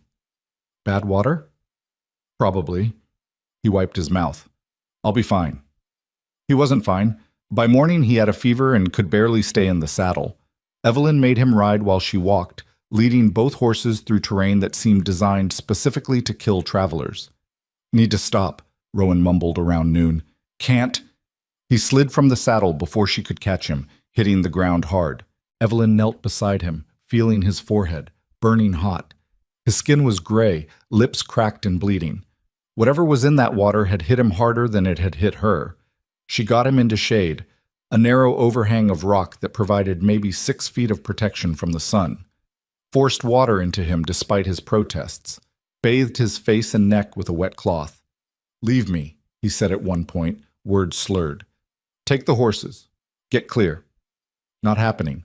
Evelyn, I said not happening. You saved me from a burning barn and a forced marriage and a life I didn't want. I'm not leaving you in the Badlands to die of bad water. He tried to argue but didn't have the strength. Just closed his eyes and let her tend to him. She stayed awake all night, keeping watch and monitoring his fever. Sometime before dawn, it broke. He slept deeply, breathing easier, and Evelyn finally let herself sleep too. When she woke, the sun was high and Rowan was sitting up, looking weak but conscious. You're still here, he said. Where else would I be? Halfway to Colorado if you were smart. Lucky for you, I'm apparently not smart. She handed him water. Drink, slowly. He obeyed, studying her over the rim of the canteen. You could have left, probably should have, and abandoned the only person in 3 territories who knows where we're going. That would be stupid, even for me. She started packing their supplies. Can you ride? If I have to. You have to. We've been here too long. If those hunters picked up our trail, they didn't. Nobody's that good. But he struggled to his feet, swaying slightly. Give me an hour. I'll be ready. They left at dusk, Rowan insisting he was fine despite clearly being anything but. They made poor time, stopping frequently so he could rest. Evelyn watched him constantly, terrified he'd fall from the saddle again. On the 3rd day after his fever broke, they finally cleared the Badlands. The change was dramatic. One moment, endless rock and heat. The next, pine trees and actual grass. A A stream ran clear and cold, and Evelyn could have wept at the sight of it. They made camp, and Rowan slept for 16 hours straight while Evelyn kept watch. When he finally woke, his color was better and his eyes were clear. "How long was I out?" "Long enough." "You needed it?" She handed him food, dried meat and hardtack, nothing fancy, but he ate like it was a feast. "We're almost to the Colorado line. McCready's map shows a town called Redemption about 2 days south. We can resupply there." "Redemption." He smiled slightly. "That's optimistic. Maybe we've earned some optimism." "Maybe." He finished eating and stood testing his legs. "I'll take first watch tonight. You've been carrying us for days. Time I return the favor." That night they sat together by a small fire, not speaking, just existing in the quiet. The stars overhead were so bright they seemed close enough to touch. "Can I ask you something?" Evelyn said finally. "You can ask." "That man who was hunting us, the quiet one, he mentioned your brother, Sam." Rowan's expression closed. "He did." "What happened to him?" For a long time she thought he wouldn't answer. Then he spoke, voice flat and distant. "Sam was older than me by 3 years, raised me after our father died. He was good, genuinely good, not just decent. Became a lawman in Wyoming, trying to make things better." He poked at the fire. "He arrested a man named Cullen for cattle rustling. Had proof, witnesses, everything. But Cullen had money and connections. Judge let him walk." He paused, and Evelyn waited. 2 weeks later, Sam was found in an alley with his throat cut. The sheriff called it robbery, even though his wallet was still in his pocket, even though everyone knew who did it. Cullen's men, probably on his orders. Rowan's hands were steady, but his voice carried something dark and old. "I was 22, thought I could get justice through the law like Sam would have wanted. Spent 6 months collecting evidence, making a case. Took it to the territorial marshal." "What happened?" "Marshal thanked me for my time and told me to go home. Said the case was weak, wouldn't stand up in court." His smile was bitter. "Found out later he was taking money from Cullen, too. Whole system was rotten." "So you killed him?" "It wasn't a question. So I made sure justice happened. Then I left Wyoming and never went back." He met her eyes. "That's who I am, Evelyn. Not a hero, not a good man. Just someone who learned the law doesn't protect people like us, so we have to protect ourselves." "I don't think that makes you bad." "Maybe not, but it makes me dangerous to be around. I'm already running from men who want to kidnap me and force me into marriage. I think I can handle a little danger." That got an actual smile from him. "Fair point." They reached Redemption 2 days later, and it was exactly what its name suggested, a town where people went to start over. The sheriff barely glanced at them. The hotel clerk didn't ask questions. The general store owner sold them supplies without commentary. It was perfect.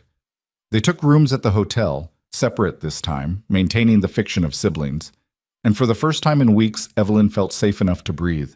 That lasted exactly 3 hours. She was coming back from the bathhouse, clean and feeling almost human, when she saw him. A man standing across the street, watching the hotel. He was tall, dressed like a ranch hand, but there was something about the way he stood that screamed wrong. Evelyn ducked into an alley and circled back through the rear entrance, taking stairs 2 at a time to Rowan's room. He opened the door with his pistol drawn, saw her face, and immediately went on alert. "What happened?" "Someone's watching the hotel. Man across the street. He's not from town." Rowan moved to the window, staying back from the glass. "Describe him." She did, and watched his jaw tighten. "Jensen, the young one from the creek." He grabbed his saddlebags. "They found us." "How?" "We've been so careful." "Oh, doesn't matter how. Matters that we leave now." He was already packing, movements quick and efficient. "Get your things. We meet at the stable in 5 minutes." Evelyn ran to her room, threw everything into her bag, and made it to the stable in 4. Rowan was there, saddling horses with hands that didn't shake despite the urgency. "Where do we go?" she asked. "South, fast. We hit the border and we don't stop until—" "You folks in a hurry?" They both spun. Jensen stood in the stable doorway blocking the exit. He didn't have his gun drawn, but his hand rested near it. "Just eager to get moving," Rowan said casually. "Early start makes for an easy day." "That's funny. Because from where I'm standing, it looks like you're running. Jensen's eyes flicked to Evelyn. You match the description on those wanted posters. Same height, same coloring, even got the same nervous look. You've got the wrong person, Evelyn said. Maybe, but $1,000 says I should check to be sure. He pulled out the poster, unfolded it slowly. Says here you stole from the Mercer estate, that you're dangerous and unbalanced. Says the man with you is armed and should be considered hostile. And which part do you believe? Rowan asked. Jensen studied them. Honestly, none of it. I've been doing this work long enough to know when a wanted poster's telling the truth and when it's telling a story someone paid for. He refolded the paper. But I also know $1,000 is $1,000, and I got debts to pay. Everyone's got debts, Rowan said quietly. Question is whether you're willing to live with how you pay them. Pretty words, but they don't feed my family or keep the bank from taking my land. No, they don't. Rowan's hand moved slightly toward his rifle. But shooting an unarmed woman and dragging her back to a man who wants to force her into marriage, that's something you'll carry the rest of your life. You think $1,000 is worth that weight? Jensen's expression flickered. You don't know what you're talking about. I know exactly what I'm talking about. I know you're young and desperate and probably a decent man pushed into a bad corner. I know because I've been there. Rowan took a step forward. But I also know that if you try to take her, I will put you down. And then your family gets nothing, and you die in a stable in Colorado for Silas Mercer's pride. The tension stretched so tight, Evelyn could barely breathe. Then Jensen's shoulders sagged. Get out of here, both of you. And if anyone asks, I never saw you. Why? Evelyn found her voice. Because he's right. I'm not this desperate yet. Jensen backed toward the door. But my partners are. They'll be here by tomorrow. So unless you want to test whether Baker and Hart have consciences, you better ride now and ride hard. They didn't wait for him to change his mind. Mounted and rode out the back way, while Jensen stood in the stable doorway, watching them go. A mile outside town, Evelyn finally spoke.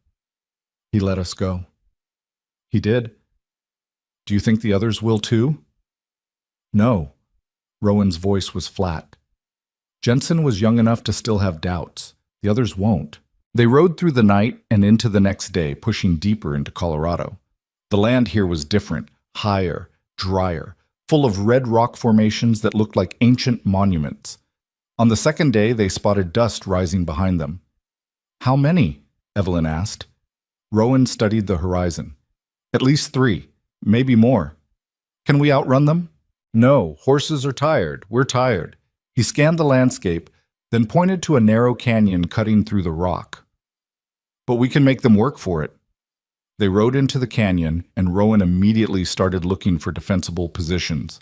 He found one about halfway through, a place where the walls narrowed and a fallen boulder provided cover. You keep going, he said, dismounting. I'll slow them down. Absolutely not. Evelyn, no. She dismounted too. We're in this together. I'm not leaving you to fight alone. He looked at her for a long moment, something complex moving behind his eyes.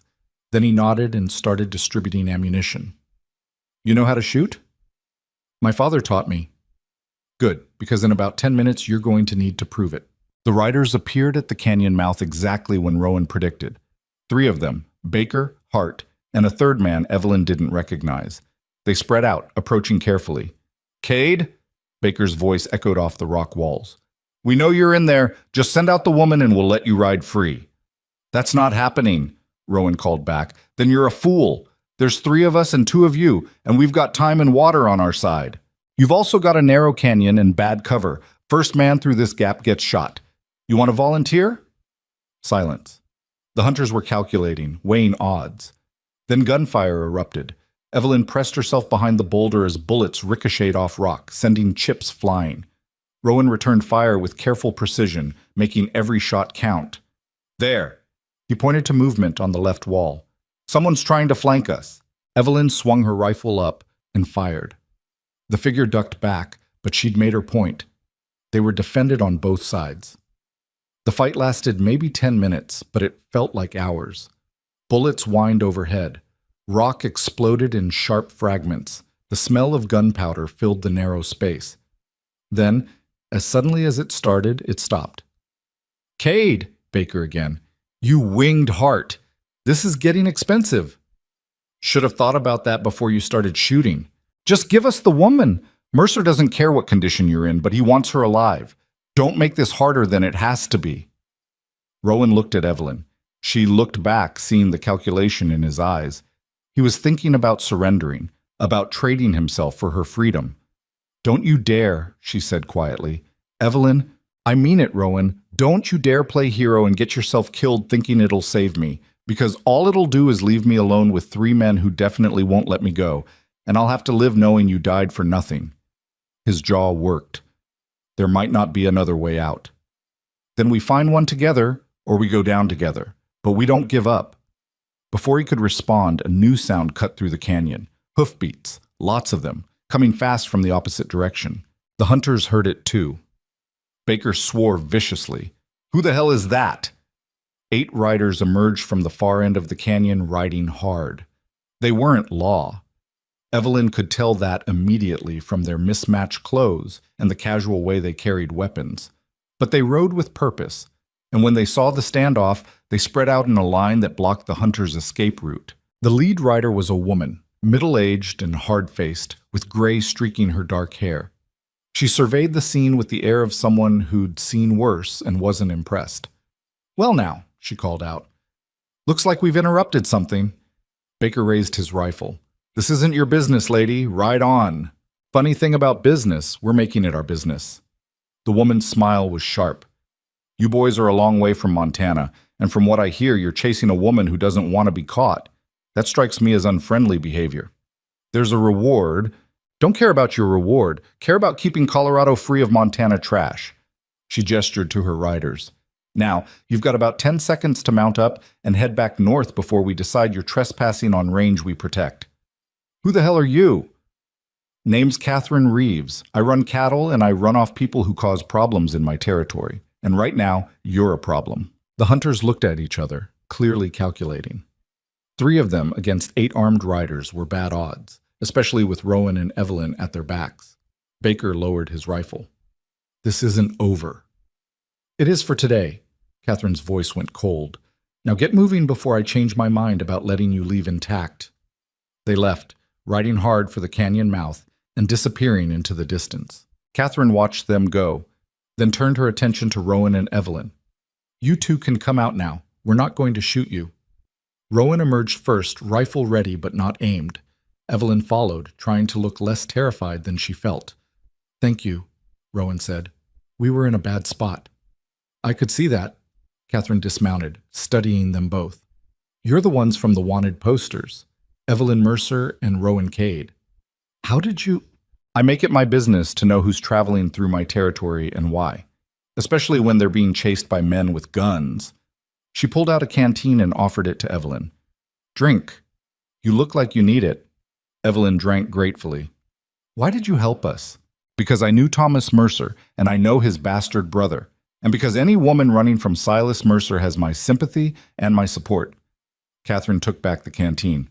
Also because I don't like bounty hunters operating in my territory without permission. Your territory? Rowan's tone was careful. I own 30,000 acres north of here, run 2,000 head of cattle, employ 40 ranch hands. When I say this is my territory, I mean it literally. She gestured to her riders. These are some of my people. We patrol regularly, keep an eye on who's coming and going. And you just happened to be here? Nothing just happened about it? One of my hands saw those hunters in Redemption, recognized them from descriptions I'd circulated.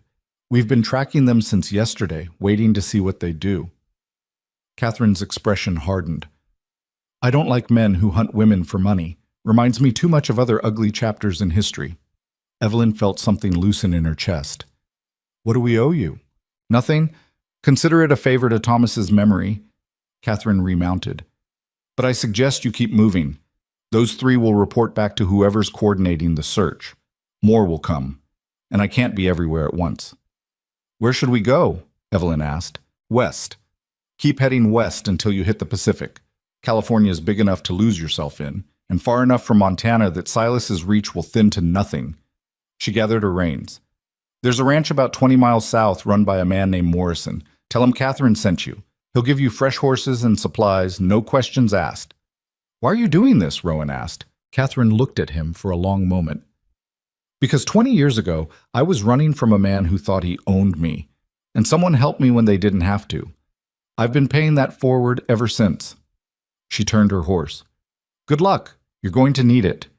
She and her riders disappeared the way they'd come, leaving Rowan and Evelyn alone in the canyon with the late afternoon sun turning the red rocks gold. We keep finding the right people, Evelyn said quietly. Or maybe we're just lucky. Rowan started checking the horses. Either way, she's right. We need to keep moving. They found Morrison's ranch as the sun set, a sprawling operation that looked prosperous and well-maintained. Morrison himself was a grizzled man who asked exactly 0 questions when they mentioned Catherine's name, just provided fresh horses and enough supplies to reach the next town. She said, "West, you go west," he advised. Catherine's got good instincts about these things. They rode out at dawn, 2 people on good horses with enough provisions to make a real push toward California. The morning was clear and cool, and for the first time in weeks, Evelyn let herself think about the future instead of just surviving the present. What will you do? She asked Rowan as they rode. After you get me to California. Haven't thought that far ahead. Liar. You think 10 steps ahead about everything. He smiled slightly. Maybe I don't want to think about it. Why not? Because thinking about it means acknowledging this has an ending, and I'm not ready for that yet. Evelyn's heart did something complicated in her chest. Rowan, don't. His voice was gentle but firm. Don't say anything we can't take back. Not yet. Not until you're somewhere safe and you've had time to think without fear clouding everything. What if fear isn't clouding anything? What if I know exactly what I want? Then you can tell me in California. When we're not running. When there's time to mean it. He looked at her, and his expression was open in a way she'd never seen before. I need you to be sure, Evelyn. Because once we cross that line, I won't be able to walk away. And you deserve better than someone who can't give you a choice. She wanted to argue, wanted to tell him she was already sure, that she'd been sure since he'd walked into her burning barn or since he'd sat with her through a fevered night in the Badlands. But maybe he was right. Maybe they both needed distance from desperation before they could trust what they felt. California, then, she said. California, he agreed. They rode west into the rising sun toward a future neither of them could quite imagine, but both were determined to reach. They made it 300 miles before Silas caught up to them. It happened in a town called Mineral Springs, a dusty collection of buildings clinging to the edge of nowhere. They'd stopped for supplies, thinking they were far enough west to breathe easier, thinking distance had finally bought them safety. Evelyn was in the general store, examining fabric she couldn't afford but wanted to touch anyway, when she heard the commotion outside. Shouting, horses, the sharp sound of someone giving orders in a voice that expected obedience. She moved to the window and felt the world tilt sideways. Silas Mercer sat astride a black stallion in the middle of the street, surrounded by 8 armed men. He looked exactly as she remembered, big, confident, radiating the kind of power that came from never being told no. But there was something different about him now. Something harder around the eyes, meaner in the set of his mouth. He'd been chasing her for 6 weeks. It had changed him. You. He pointed at a man sweeping the boardwalk outside the saloon. I'm looking for a woman, brown hair, blue eyes, traveling with a man. Seen anyone like that? The sweeper shook his head quickly. No, sir, haven't seen nobody like that. Silas's smile was cold. Funny, because my sources say they came through here yesterday, bought supplies at the general store. His gaze swept the street, and Evelyn ducked back from the window, heart hammering. So either my sources are wrong, or you're lying to protect strangers. Which is it? I don't know nothing about, The crack of a gunshot made Evelyn flinch. When she looked again, the sweeper was on the ground, clutching his leg and screaming. Silas holstered his pistol with casual indifference. Anyone else want to tell me they haven't seen anything? He called out. Silence. The kind of silence that came when people realized they were dealing with someone who'd crossed a line most men wouldn't. The store owner, a nervous man named Fletcher, grabbed Evelyn's arm. Back door, now, before he sees you. But, now. Fletcher pushed her toward the rear of the store. I got a wife and kids. I can't have this kind of trouble. Evelyn ran. She burst out the back door into an alley looking for Rowan. He'd been checking the horses at the livery 2 streets over. If she could reach him, if they could get to the horses before Silas secured the town. Going somewhere? She spun. One of Silas's men blocked the alley, rifle pointed casually in her direction. He was young, maybe 25, with the kind of face that would have been handsome if not for the cruelty in his eyes. "Step aside," Evelyn said, trying to sound braver than she felt. "I don't think so. Boss has been looking for you a long time, spent a lot of money, killed at least 2 men who got between him and finding you." The man gestured with his rifle. "You're going to walk back around front nice and calm, and you're going to do whatever Mr. Mercer tells you. Understand?" "No, that wasn't a question." "I don't care." Evelyn's hands were shaking, but her voice stayed steady. "I'm not going anywhere with Silas Mercer. You'll have to shoot me first." The man's expression flickered. Surprise. Maybe even respect. "Lady, I don't want to shoot you, but I will if you make me. Now move." She was trying to figure out whether he meant it when a shadow dropped from the roof above. Rowan landed behind the gunman, knife already drawn. There was a brief struggle, a grunt of pain, and the man collapsed. Rowan grabbed Evelyn's hand. "Run!" They ran. Behind them, someone shouted. More voices joined in. Boots pounded on hard-packed dirt. A gunshot cracked overhead, and Evelyn felt the air move as the bullet passed too close. "The livery!" Rowan pulled her around a corner. "Get the horses!" But when they reached the stable, another of Silas's men was waiting. This one didn't hesitate, just raised his rifle and fired. Rowan shoved Evelyn sideways as the bullet took a chunk out of the doorframe where she'd been standing. Rowan's pistol cleared leather and fired twice. The man went down. "Are you hit?" Rowan demanded, checking her over with quick hands. No, I'm fine." "Good, because we're about to not be." He grabbed saddles and started throwing them on horses with desperate speed. "Silas is here. He brought an army." "I saw." Evelyn helped with the second horse, fingers fumbling with straps. "He shot someone. In the street. Just for not answering his questions. Then he's past caring about consequences." Rowan cinched the saddle tight, "which makes him more dangerous than before. Get on." She mounted just as more men appeared at the stable entrance. 4 of them, all armed, all blocking their escape. "End of the line," one said. "Boss wants the woman alive. You, he doesn't care about." Rowan's hand moved toward his rifle, calculating odds. "Don't." Evelyn touched his arm. "There's too many. I'm not letting them take you." "You don't have a choice." She looked at the men, then back at Rowan. "But maybe I do." Before he could stop her, she dismounted and walked toward Silas's men with her hands raised. "I'll go with you. Just don't hurt him." "Evelyn, no." "It's done, Rowan." She didn't look back. Couldn't. If she looked at him, she'd lose her nerve. "Tell Silas I want safe passage for Rowan Cade out of town. He gets that, and I'll cooperate." One of the men laughed. "You're not in a position to negotiate." "Aren't I?" "Silas wants me alive and unharmed. But if you shoot Rowan, I'll fight. I'll scream. I'll make this so ugly that by the time you get me to Silas, half this town will remember my face and your boss's name." She kept her voice level. "Or you can let one drifter ride away, and I walk to Silas quietly. Your choice." They exchanged glances. The leader shrugged. "Your funeral, but the man stays until we've got you secured." Silas was waiting in the street where she'd first seen him, still mounted, looking like a king surveying conquered territory. When he saw Evelyn approaching between his guards, something shifted in his expression, triumph mixed with rage, mixed with something that might have been relief. He dismounted slowly and walked toward her. "Evelyn." Her name in his mouth sounded like ownership. "You've led me on quite a chase." "I didn't ask you to follow me." "No.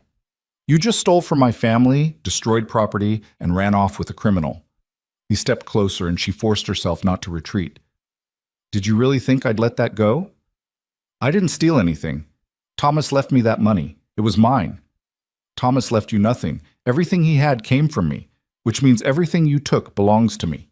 His hand shot out and grabbed her jaw, forcing her to look at him. "Including you. I'm not property."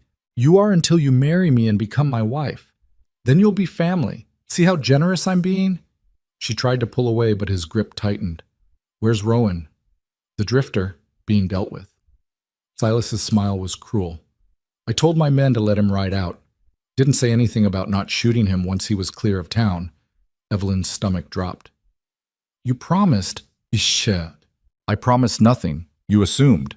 He released her face and grabbed her arm instead, dragging her toward where his men had brought a wagon. Now you're going to get in this wagon, and we're going to ride back to Montana, and you're going to marry me like you should have 6 weeks ago. And if you fight me, I'll make sure what's left of your friend Cade suffers before he dies. She wanted to fight, wanted to scream, but she was surrounded by armed men in a town too scared to help, and Rowan was outnumbered and possibly already dead. So she got in the wagon. Silas tied her wrists personally, checking the knots with satisfaction. Comfortable? Go to hell. Eventually, but not today. He climbed onto his horse and signaled his men. We ride north. Don't stop except for the horses. I want to be across the territorial line before sunset tomorrow. They moved out, leaving Mineral Springs behind. Evelyn twisted in her seat, searching for any sign of Rowan. The livery was visible for maybe half a mile before the road curved and took it out of sight. She didn't see him. Didn't see his body. Didn't see anything except dust and distance. Either he'd escaped or he was dead, and she'd never know which. The journey north was brutal. Silas pushed hard, stopping only when the horses absolutely couldn't continue. Evelyn rode in the wagon with her wrists bound, guarded by 2 men who watched her constantly. At night, they camped in cold silence. Silas came to check on her once, standing over her with an expression she couldn't read. You could have made this easy, he said. Could have just accepted what was inevitable and saved us both a lot of trouble. Nothing about you was inevitable. No? He crouched beside her. Your husband died in debt to me. His property, including you, became mine by law. That's about as inevitable as it gets. That law was bought. The will was forged. You know it, and I know it. Doesn't matter what I know, matters what I can prove. And I can prove you're a thief who ran from legal obligations. His hand touched her hair, possessive. Once we're married, all of this goes away. The charges, the chase, everything. You'll be respectable again. I was never not respectable. You ran off with a man who wasn't your husband, lived alone with him for weeks. You think that doesn't damage your reputation? Silas smiled. But I'm willing to overlook it. Take you back, make you a Mercer again. All you have to do is stop fighting. Evelyn met his eyes. I'll fight you until I die. Then you'll die tired. He stood and walked back to his own bedroll. Get some sleep. We've got a long way to go. She lay awake most of the night, watching stars wheel overhead and thinking about Rowan, about whether he'd made it out, about whether he'd try to come after her or cut his losses and run. She hoped he ran, hoped he was smart enough to know some fights couldn't be won. But part of her, the part that had started hoping for impossible things, wanted him to be stupid enough to try anyway. They crossed back into Montana territory on the 4th day. Silas announced it like a victory, gathering his men to toast their return to civilized country. The celebration felt obscene. Almost home, he told Evelyn that night. Another 3 days and we'll be in Red Hollow. Wedding's already arranged. Judge Morrison's waiting. The whole town will attend. The whole town can watch me refuse. You won't refuse. You're smarter than that. He poured himself whiskey from a bottle one of his men had brought. You'll stand there. You'll say the words, and then we'll move forward. Together. I'll never be with you. Not willingly. Don't need willing. Just need legal. He drank deeply. Love's overrated anyway. Respect, fear, obligation, those last longer. The casual cruelty of it made her sick. This was the man who wanted to own her life, who thought marriage was just another form of property deed. She turned away from him and closed her eyes, and tried not to think about what came next. On the 6th day out from Mineral Springs, they were ambushed. It happened at dawn, while the camp was still waking. One moment there was quiet. The next bullets were cutting through the morning air like angry hornets. Silas's men scrambled for weapons. Evelyn threw herself flat in the wagon bed as gunfire erupted from the rocks above their camp. She couldn't see the attackers, but she could hear them, at least 3 rifles, firing with disciplined precision. Return fire, Silas roared. Find them. His men tried, but the attackers had position and surprise. Within minutes, 2 of Silas's guards were down, and the rest were pinned behind whatever cover they could find.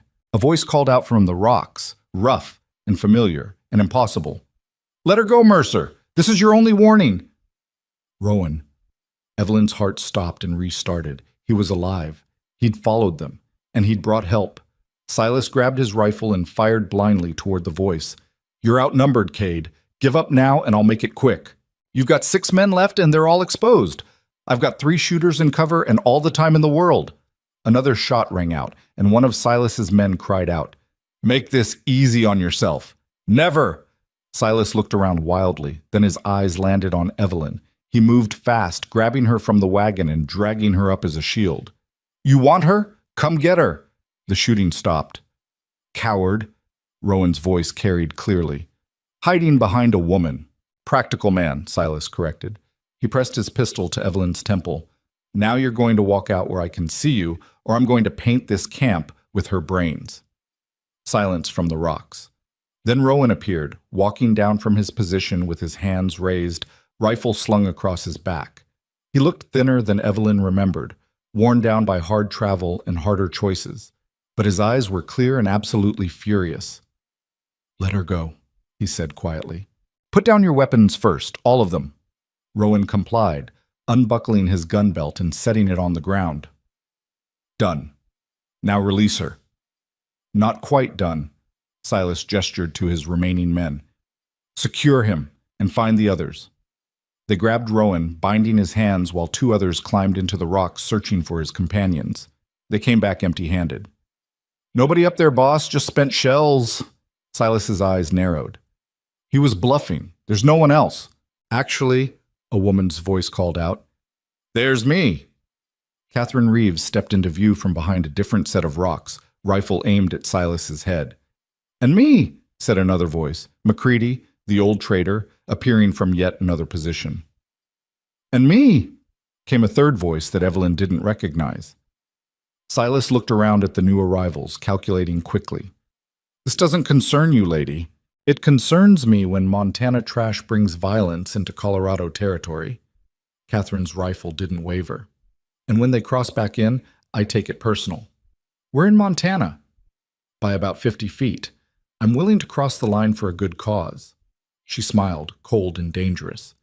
"Now you're going to let that woman go, and you're going to ride back to whatever hole you crawled from, and you're going to forget she exists.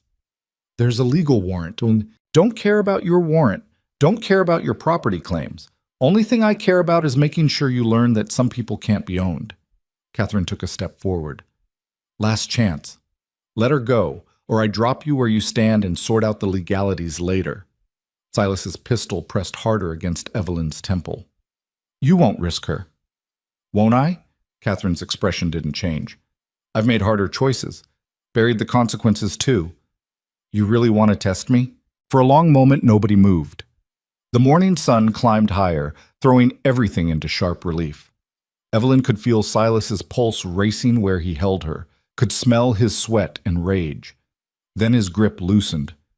"This isn't over," he said, shoving Evelyn toward Rowan. "I'll hunt you both to the ends of the earth." "You can try." Catherine kept her rifle trained on him. "But every step you take west, you'll be in my territory. And I protect what's mine." Silas mounted his horse, his remaining men scrambling to follow. Before he rode out, he looked at Evelyn one last time. "You were supposed to be mine," he said. "You still are. The law says so." "The law's wrong," Evelyn said. "And so are you." He spurred his horse and galloped north, his men following. They disappeared over the ridge, and the sudden quiet felt like the aftermath of a storm. Rowan moved to Evelyn, checking her over with hands that shook slightly. "Are you hurt?" "No, I'm—" She couldn't finish, just grabbed him and held on while her whole body started trembling with delayed shock. "You came for me." "Of course I came for you." His arms went around her, solid and real. "Did you think I wouldn't?" "I thought they'd killed you." "They tried. I convinced them otherwise." He pulled back enough to look at her face. "And then I tracked you for 6 days and called in every favor I had to get here in time." Catherine approached, lowering her rifle. "You two make a lot of work for people." "Thank you," Evelyn managed. "I don't know how to repay—" "Don't thank me yet. Silas isn't done. Men like him don't quit just because they lost one fight." She looked at Rowan. How much ammunition do you have left? Enough for maybe one more ambush. After that, we're relying on threats. Then you need to move fast. Get across the border. Keep going until you hit the coast. Catherine gestured to Macready and the third man. We'll ride with you for the next 100 miles. Make sure Mercer doesn't double back. Why are you doing this? Evelyn asked again. Really? Catherine's expression softened slightly. Because I meant what I said before. Someone helped me once when I needed it.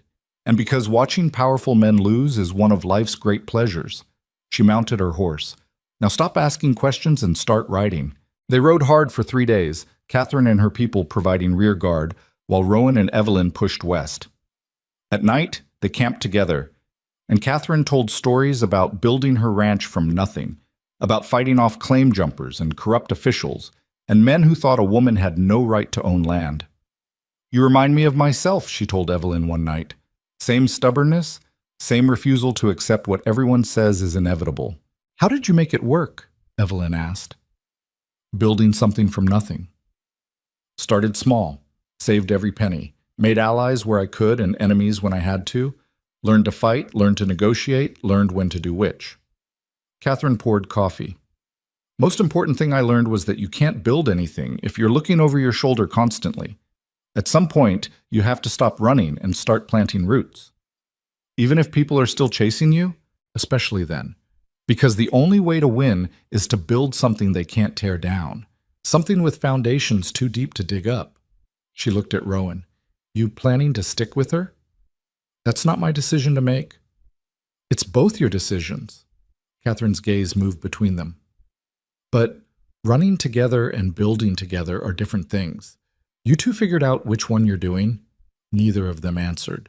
On the third night, Catherine and her people turned back. This is as far as we go. You're deep enough into Colorado that Mercer won't risk following. Not immediately, anyway. What if he does? Evelyn asked. Then he'll find out what happens to people who ignore my warnings. Catherine shook hands with both of them. Good luck. Build something worth keeping. She rode north with her men, leaving Rowan and Evelyn alone under a sky full of stars. California's still 500 miles, Rowan said quietly. We should keep moving. Or we could stop. Evelyn looked at him. Catherine's right. We can't run forever. We can run until you're safe. I'm never going to be completely safe. Silas will always be out there, always looking, but I can either spend my life hiding from him or I can build something he can't touch. She took a breath. I want to build. Rowan was quiet for a long time. Where? San Francisco, like we planned. It's big enough to disappear in, far enough that Silas's reach will be thin. She pulled out Thomas's portfolio, which she'd managed to keep through everything. I've got $8,000 in business knowledge. That's enough to start small. Doing what? What I'm good at. Tailoring, bookkeeping, managing accounts. She met his eyes. Building something that's mine. Ours, Rowan said quietly. If you want. Is that what you want? He looked away, jaw working. What I want doesn't matter if it's not what's best for you. Let me decide what's best for me. Evelyn moved closer. I know what you're thinking, that I'm confused, that I'm just grateful, that I'll regret this once we're somewhere safe and I have time to think clearly. Aren't you? No, I'm terrified and exhausted and angrier than I've ever been in my life, but I'm also clear-headed enough to know what I want. She touched his face. I want someone who sees me as an equal, who trusts me to make my own choices, who will build something with me instead of for me. Evelyn? I'm not asking you to save me anymore, Rowan. I'm asking you to stay. There's a difference. He closed his eyes, and when he opened them again, something had shifted. I don't know how to do this. Build things. Stay in one place. Be the kind of man you deserve. Good. Because I don't know how to do it either. We'll figure it out together. She smiled. Badly, probably. We'll make mistakes. We'll fight. We'll struggle. But we'll do it as equals. As equals, he repeated. Then finally he smiled back. California, then. California. They rode into San Francisco 6 weeks later, two people with almost nothing except each other and a stubborn refusal to quit. The city rose from the bay like something from a dream, Buildings stacked on hills, ships crowding the harbor, people from every corner of the world mixing in streets that never seemed to sleep. It was chaotic and beautiful and exactly what they needed. Evelyn found a small storefront near the waterfront, cheap because the previous tenant had gone bankrupt. She signed the lease using a new name, Evelyn Clark, her maiden name, resurrected and claimed. Rowan found work on the docks, using his back and his hands to earn honest money. At night, they shared a tiny apartment above a bakery and slowly began building something that felt like a life. It wasn't smooth. They fought about money, about decisions, about the constant low-level fear that Silas would somehow find them. Evelyn had nightmares where she was back in that wagon, bound and helpless. Rowan still slept with a loaded rifle next to the bed. But they kept going. Evelyn's tailoring business grew slowly.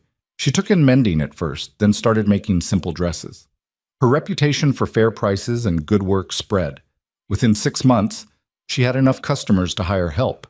A young widow named Sarah, who needed work and didn't ask questions about Evelyn's past. Rowan moved from dock work to construction, joining a crew that built warehouses and homes for the city's endless expansion. He was good with his hands, good with people, and eventually started taking on jobs independently. A year after they arrived, Evelyn opened a second shop. 2 years after that, she owned the building and employed 15 women. And Silas never came. Oh, they heard rumors. Stories about a Montana rancher who'd lost everything to fraud investigations, about properties seized and officials arrested, about a powerful man brought low by his own corruption. But the man himself never appeared. You think he gave up? Evelyn asked one night, 3 years after they'd fled Red Hollow. I think he ran out of money and options. Rowan was sketching plans for a house he wanted to build. Or maybe he finally accepted he couldn't own you. I hope he's bitter about it. I'm sure he is. He set down his pencil and looked at her. Does it matter? She thought about that. 3 years ago, it would have mattered desperately. She would have wanted Silas punished, destroyed, made to suffer for what he'd tried to do to her. Now? Now she just wanted him gone from her thoughts. No, she said finally. It doesn't matter. He's there, and I'm here, and I won. We won. We won, she agreed, and kissed him. Outside their window, San Francisco hummed with life. Ships calling in the harbor, streetcars rattling past, people chasing their own impossible dreams. And inside, 2 people who'd started with nothing built something that was entirely, defiantly theirs. 3 years became 4, then 5, and the past started feeling like something that had happened to different people. Evelyn's business, officially registered as Clark and Associates Fine Tailoring, occupied an entire building on Montgomery Street by then. The ground floor held the main shop with its polished display windows and elegant fitting rooms. The second floor housed the workroom where 23 women cut and sewed and embroidered. The third floor was office space where Evelyn managed accounts and met with clients who wanted custom designs. She'd built exactly what she'd told Rowan she would. Something that was hers. Something Silas couldn't touch even if he tried. Rowan's construction company operated out of a warehouse near the waterfront. He employed 16 men and had contracts to build 3 new commercial buildings along the bay. The work was good, the money steady, and he came home most nights with sawdust in his hair and a tiredness that came from honest labor instead of running. They'd married quietly 2 years earlier in a ceremony attended only by their closest friends. No church, no spectacle, just a judge, and 2 witnesses, and vows they wrote themselves. Evelyn wore a dress she'd designed specifically for that day. Simple, elegant, nothing like the wedding she'd never wanted with Thomas, or the forced marriage she'd escaped with Silas. This marriage was hers, theirs. A choice made freely without anyone's pressure or expectations. You happy? Rowan had asked her that night, in the small house they'd finally saved enough to buy. I'm terrified, she'd answered honestly. I keep waiting for something to go wrong. Me too, but maybe that's just what happiness feels like when you're not used to it. They'd learned to live with that terror, to function despite always expecting disaster, and slowly, imperceptibly, the fear had dulled. Not disappeared. Evelyn still sometimes woke from nightmares about being dragged back to Montana, and Rowan still checked locks twice before bed, but they'd learned to build a life around the broken places instead of letting the broken places define them. The letter arrived on a Tuesday in October, 5 years and 7 months after they'd fled Red Hollow. Evelyn found it on her desk between fabric swatches and order forms, delivered with the regular mail. The handwriting on the envelope was unfamiliar, but the return address made her hands go cold. Red Hollow, Montana. She stared at it for a full minute before opening it, heart pounding with the old familiar fear. Inside was a single page, written in a woman's careful script. Mrs. Cade, you don't know me, but I knew your late husband Thomas. I'm writing because I thought you should know that Silas Mercer died 3 weeks ago. Heart failure, the doctor said, though those of us who knew him suspect it was more like the weight of his sins finally crushing him. The Mercer properties were seized by the territorial government last year after investigations into fraud and corruption. Everything Silas built fell apart once people weren't too scared to testify against him. Judge Morrison was removed from office. Sheriff Garrett fled to avoid prosecution. The ranch where you lived with Thomas sits abandoned now, windows broken, land gone to seed. I don't know if this news brings you peace or pain, but I thought you deserved to know that the man who hunted you is gone. You're free of him, truly free. May you find whatever happiness you've built worth keeping. Margaret Patterson. Evelyn read it 3 times, waiting to feel something. Relief, maybe. Triumph.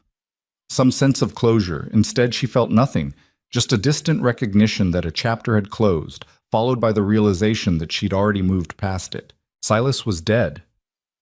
And it didn't matter. She folded the letter carefully and put it in a drawer with other documents she kept, but rarely looked at. Then she went back to reviewing the latest order requests because she had a business to run and clients who depended on her. That evening, she showed the letter to Rowan.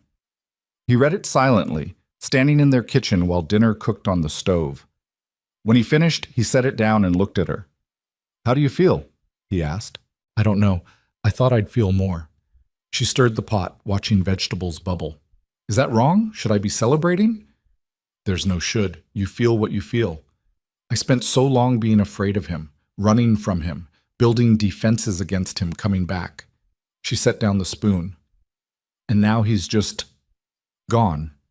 And I realized somewhere along the way I'd already let him go." Rowan pulled her close and she leaned into him. "That's not wrong. That's winning. It doesn't feel like winning. Because you've been winning for 5 years. This is just confirmation." He kissed the top of her head. "He lost the day you got on that horse and rode away. Everything after was just him refusing to accept it." They ate dinner and didn't talk about Silas again.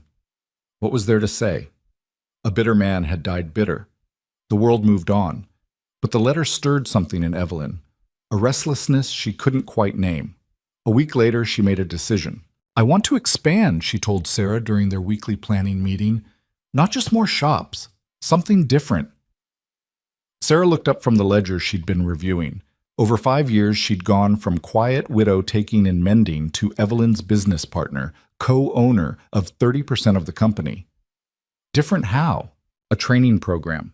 For women who need work but don't have skills, widows, abandoned wives, girls who aged out of orphanages. We teach them tailoring, bookkeeping, whatever they need to support themselves. Evelyn had been thinking about this for weeks, the idea crystallizing gradually. We give them what no one gave me, a real chance. That's expensive. Training takes time, and time costs money. I know, but we're profitable enough to absorb it. And once they're trained, some will stay on as employees. Others will start their own businesses, maybe even become our suppliers. She pulled out sketches she'd been making. "I'm calling it the Clark Foundation. We'd start small, maybe 5 students at a time. See how it goes." Sarah studied the plans, then smiled. Thomas would have thought this was insane. Thomas thought everything that didn't directly profit him was insane. And Rowan? Rowan thinks I should do whatever makes me happy, which is why I married him instead of running screaming in the opposite direction. They launched the Clark Foundation 6 months later, converting the top floor of the Montgomery Street building into classroom and workshop space. The first class had 7 students, 5 widows, 1 abandoned wife, and a 19-year-old who'd been working in a factory and losing fingers to machines. Evelyn taught them herself at first, showing them how to cut patterns and keep accounts and negotiate with suppliers, how to see themselves as business owners instead of charity cases, how to build something that couldn't be taken away. "Why are you doing this?" one of the students asked during the second week. Her name was Anna, and she'd lost her husband to consumption and her home to debt. What do you get out of it? Peace, Evelyn said honestly, and the satisfaction of watching powerful men realize they can't keep women dependent anymore. Anna smiled at that.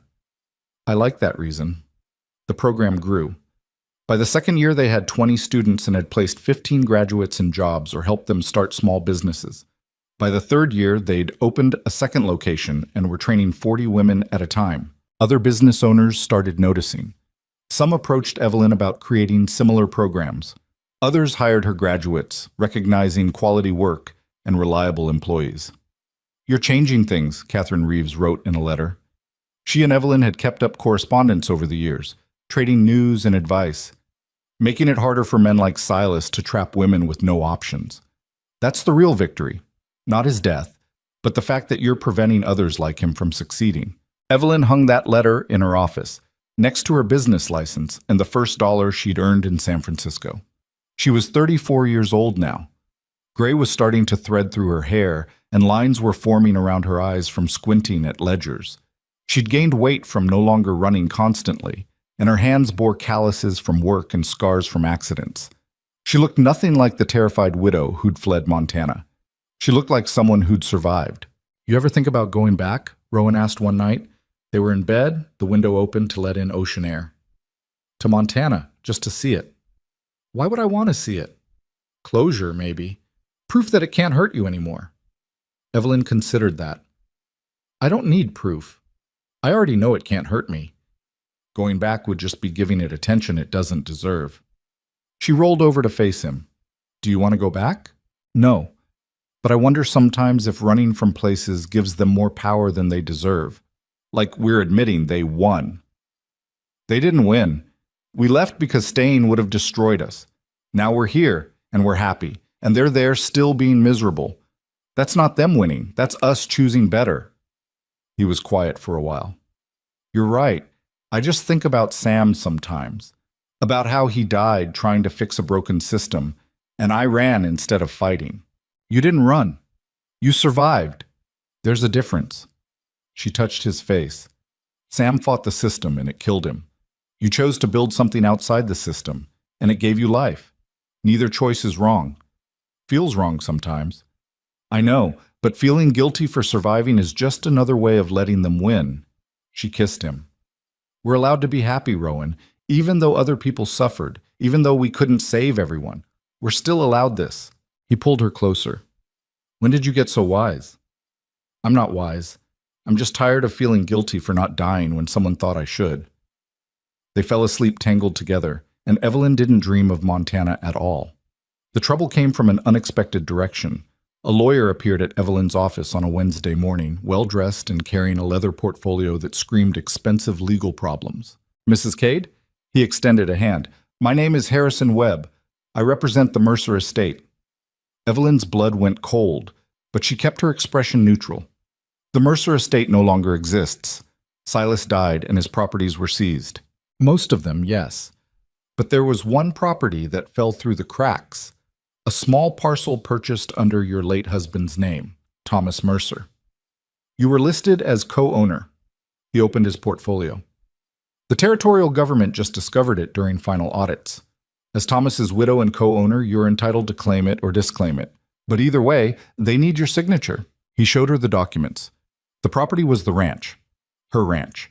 The one she'd worked for 4 years and fled from 5 years ago. Somehow it had survived the investigations, probably because it was in Thomas's name instead of Silas's.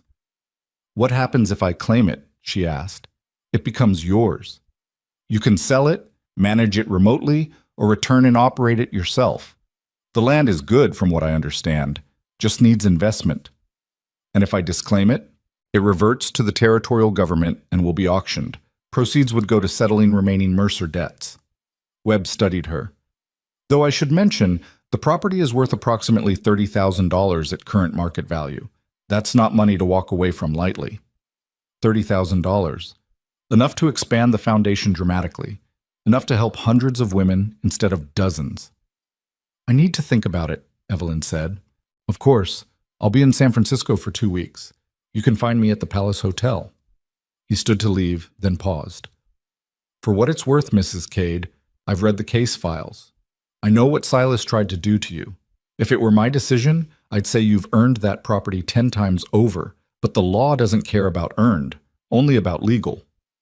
After he left, Evelyn sat at her desk for an hour, staring at the documents without seeing them. That night, she told Rowan everything. $30,000, he said slowly. That's significant money. I know. You could do a lot with it. Help a lot of people. I know that too. She pushed the papers across the table. But I'd have to go back to get it. Have to stand in that house again, walk that land, face everyone who watched Silas try to force me into marriage. You don't have to go personally. You could sign it over to someone to manage the sale. Could I? She met his eyes. Or would that feel like hiding, like I'm still afraid of them? There's no shame in avoiding places that hurt you. I know, but maybe you were right before. Maybe going back would prove it can't hurt me anymore. Maybe I need to see it powerless before I can fully let it go. Rowan reached across the table and took her hand. Whatever you decide, I'm with you. We can go together, or you can go alone. Or we can sign the papers here and never think about Montana again. Your choice. That was the thing about Rowan that still surprised her sometimes. He never pushed, never assumed he knew what was best for her. He just offered support and let her choose her own path. I want to go, she said, surprising herself. I want to stand in that house and know I survived it. Know I'm not the frightened widow they tried to break. Then we'll go. They took the train to Montana in early spring, when the territory was shaking off winter and trying to remember how to be beautiful. The journey took 4 days, and Evelyn spent most of it watching landscape scroll past the window, remembering the desperate flight in the opposite direction. She was different now, stronger, wealthier, powerful in ways that had nothing to do with land or men's opinions. But still, her hand shook when they finally pulled into Red Hollow Station. The town had changed. Or maybe she'd changed and was seeing it clearly for the first time.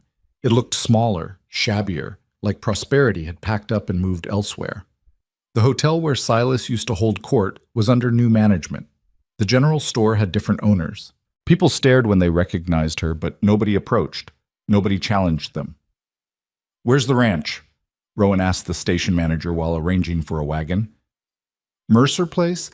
About 2 miles north. Road's rough, though. Nobody's maintained it in years. They drove out in late afternoon, following a track that was indeed rough, rutted from seasons of neglect. When the house came into view, Evelyn felt her breath catch. It looked haunted. Windows broken, porch sagging, paint peeled down to bare wood. The barn she'd fought so hard to save was partially collapsed. Fields that had been productive were overgrown with weeds. 5 years of abandonment had turned her former home into a ghost. You okay? Rowan asked quietly. I don't know yet. They walked through the house together, their footsteps echoing in empty rooms. Evelyn saw the kitchen where she'd made coffee for Rowan that first morning, the study where she'd discovered Thomas's final gift, the bedroom where she'd lain awake so many nights listening to her husband's troubled sleep. All of it empty now. Dead. Powerless. I worked so hard here, she said, standing in what used to be her workroom. I thought if I just managed the accounts better, kept things running smoother, it would be enough, that I could make it into something good. You did make something good. Just not here, like Rowan touched her shoulder. You made it in San Francisco, where no one could take it from you. I could rebuild this place. The idea came suddenly. Bring in people to manage it, turn it into something productive again. You could, or you could sell it and use the money to build something new somewhere else. Somewhere without ghosts. Evelyn walked to the window and looked out over land she'd once thought of as hers. She could picture it restored, fields green, barn rebuilt, house full of life again. Could see herself coming back occasionally to check on operations, to prove she'd reclaimed what Silas tried to steal. But did she want that? She thought about the Clark Foundation, about the women she was teaching to build their own futures, about Sarah and Anna and all the others who were learning that they didn't need men's permission or approval to be successful. No, she said finally. I don't want to rebuild it. I want to let it go. You're sure? I'm sure. She turned to face him. This place represents everything I was trying to escape. The idea that a woman's value comes from the property she can manage or the man she can please. I don't want to waste energy reviving it. I'd rather use that energy building things that matter. They sold the ranch through Webb a week later. Evelyn signed the papers without hesitation and used the money to purchase a building in San Francisco that became the foundation's permanent home. Large enough for classrooms, dormitories for students who needed housing, and administrative offices. The day they opened the new facility, Evelyn stood in front of 60 women, students, graduates, teachers, partners, and felt something she'd never expected. Not triumph, exactly. Not vindication. Just quiet satisfaction that she'd taken everything meant to destroy her and used it to build something that mattered. 5 years ago, she said to the assembled group, I was running from a man who thought he owned me, thought he could force me into a life I didn't choose just because he had money and power and the law on his side. She paused, looking at faces that reflected her own struggles back at her. He was wrong. The law was wrong. And everyone who told me I had no choice was wrong. I'm not going to stand here and tell you running was easy. It wasn't. I was terrified every day. I made mistakes. I had help from people I'll never be able to repay. She glanced at Rowan, who stood at the back of the room. But I kept going. And eventually I stopped running from something and started running toward something, toward this. She gestured to the building around them. This place exists because someone tried to trap me, and I refused to stay trapped, because I learned that the only person who gets to decide my worth is me. Because I decided other women deserved the same chance. One of the newer students, a girl named Beth, who'd been beaten by her husband before he died in a factory accident, raised her hand. What if we're not strong enough? What if we fail? Then you fail and you try again. Evelyn's voice was firm. Strength isn't about never falling down. It's about getting back up, about refusing to believe the people who say you can't. She smiled. And you're stronger than you think, all of you.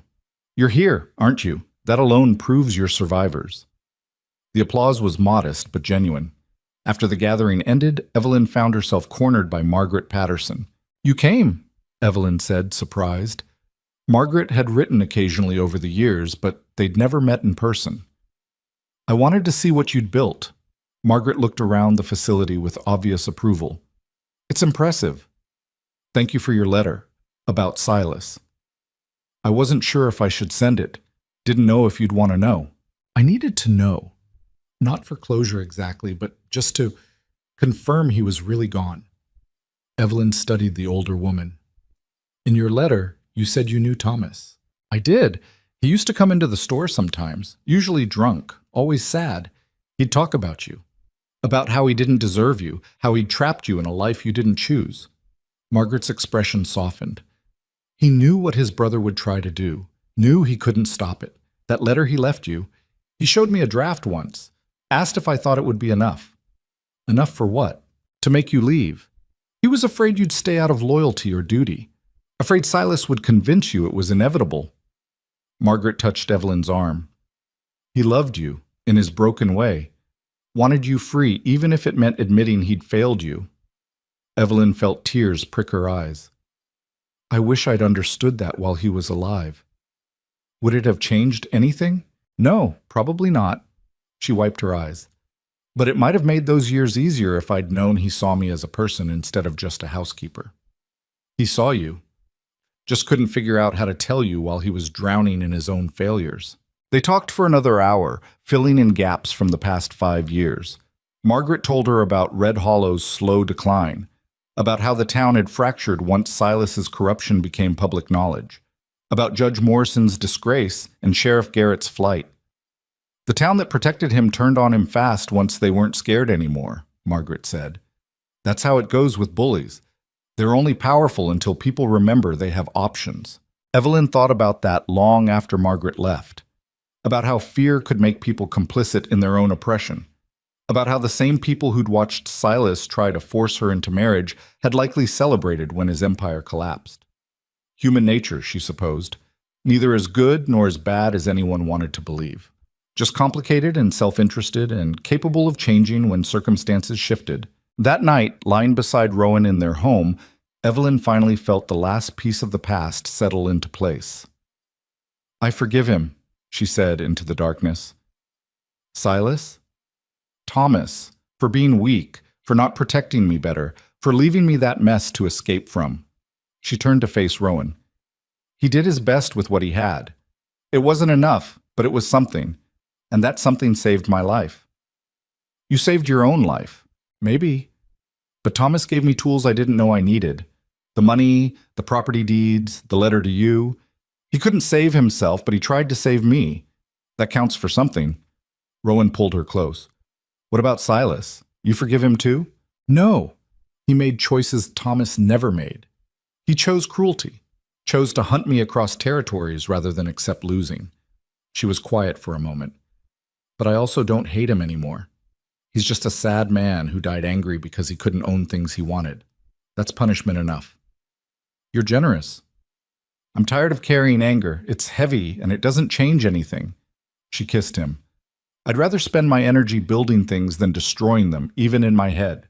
Years passed. The foundation grew. Evelyn and Rowan grew older, grayer, more settled into themselves and each other. They never had children.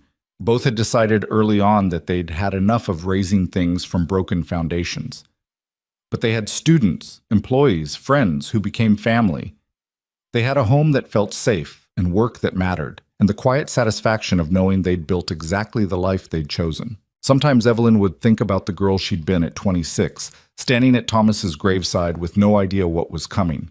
She'd want to go back and tell that girl it would be okay, that the terror and running and desperate fear would eventually transform into something like peace. But she also knew that girl wouldn't have believed her. Some lessons could only be learned by living through them. On their 10th anniversary of arriving in San Francisco, Rowan surprised her with a trip to the ocean. They stood on the beach watching waves crash against rocks, and he pulled out a small box. "What's this?" Evelyn asked. "Open it." Inside was a silver compass, beautifully made, with their initials engraved on the back. "So you always know which way is forward," Rowan said quietly. She turned it over in her hands, feeling the weight of it. "I already know which way is forward. It's wherever you are." "That's sentimental nonsense." "It's true nonsense." She kissed him. "Thank you. For coming after me when I was captured. For building this life with me. For never once making me feel like I owed you something for helping me." "You don't owe me anything. You never did." "I know. That's why I love you." They stood together watching the sun set over the Pacific, two people who'd run from everything and ended up finding exactly what they needed. Not a perfect life. They still fought sometimes, still struggled with money and business and the general difficulty of existing. But it was theirs, chosen freely, built carefully, and defended fiercely when necessary. Evelyn thought about writing her own story someday, about putting down on paper everything that had happened between that funeral in Red Hollow and this moment on the beach, about documenting how a woman with nothing but fear and determination had escaped, survived, and eventually thrived. But then she decided against it. Some stories were better lived than told, better experienced than explained. The past was done, the present was enough, and the future was whatever they chose to make it. Years later, long after both Evelyn and Rowan had died peacefully in old age, someone found records of the Clark Foundation in a San Francisco archive, found photographs of Evelyn standing surrounded by hundreds of women she'd trained and helped, found letters from students thanking her for giving them lives they'd never imagined possible, found a newspaper clipping from 1892 showing Evelyn Cade accepting an award from the city for her contributions to women's economic independence, found a small silver compass in a display case, engraved with 2 sets of initials and a date that meant nothing to anyone anymore. And they pieced together a story about a woman who'd refused to be owned, who'd run across territories to escape a forced marriage, who'd built something meaningful from nothing. They called her a pioneer, a feminist, an inspiration. But Evelyn, if she could have heard them, would have laughed at those grand titles. She'd been none of those things. She'd just been a person who'd kept moving forward when staying still meant dying, who'd accepted help when it was offered and gave help when she could, who'd learned that freedom was something you built daily, not something granted by others. She'd been flawed and frightened and fierce when necessary. She'd made mistakes and hurt people and failed more often than she'd succeeded. She'd been, in other words, exactly as human as anyone else. And in the end, that was enough. More than enough. It was everything.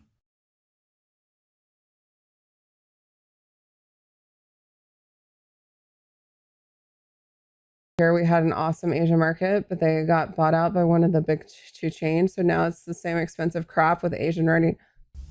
Oh, that's so annoying. I catch you seldom, but when I'm still here, oh, Brissa, thank you so much. Thank you for 4 months in a row. That's fucking amazing. Thank you, Brissa. Thank you for your support. But yes, Red, I am doing it. I am this week. I have the energy, thankfully. I don't have any other fucking plans. The only priority tomorrow, get my shit out the door. That was with my old company. And then we're going to be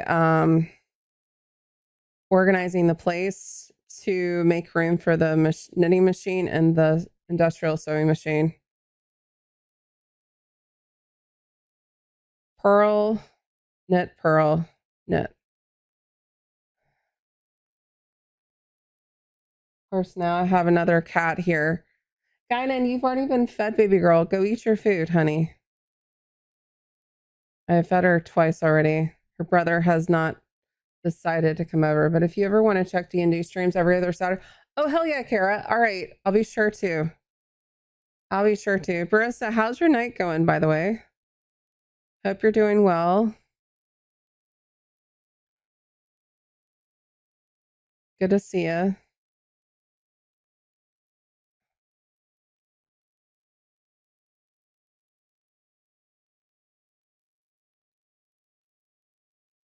I would say diamond painting would be a fun way to do things, but yeah, not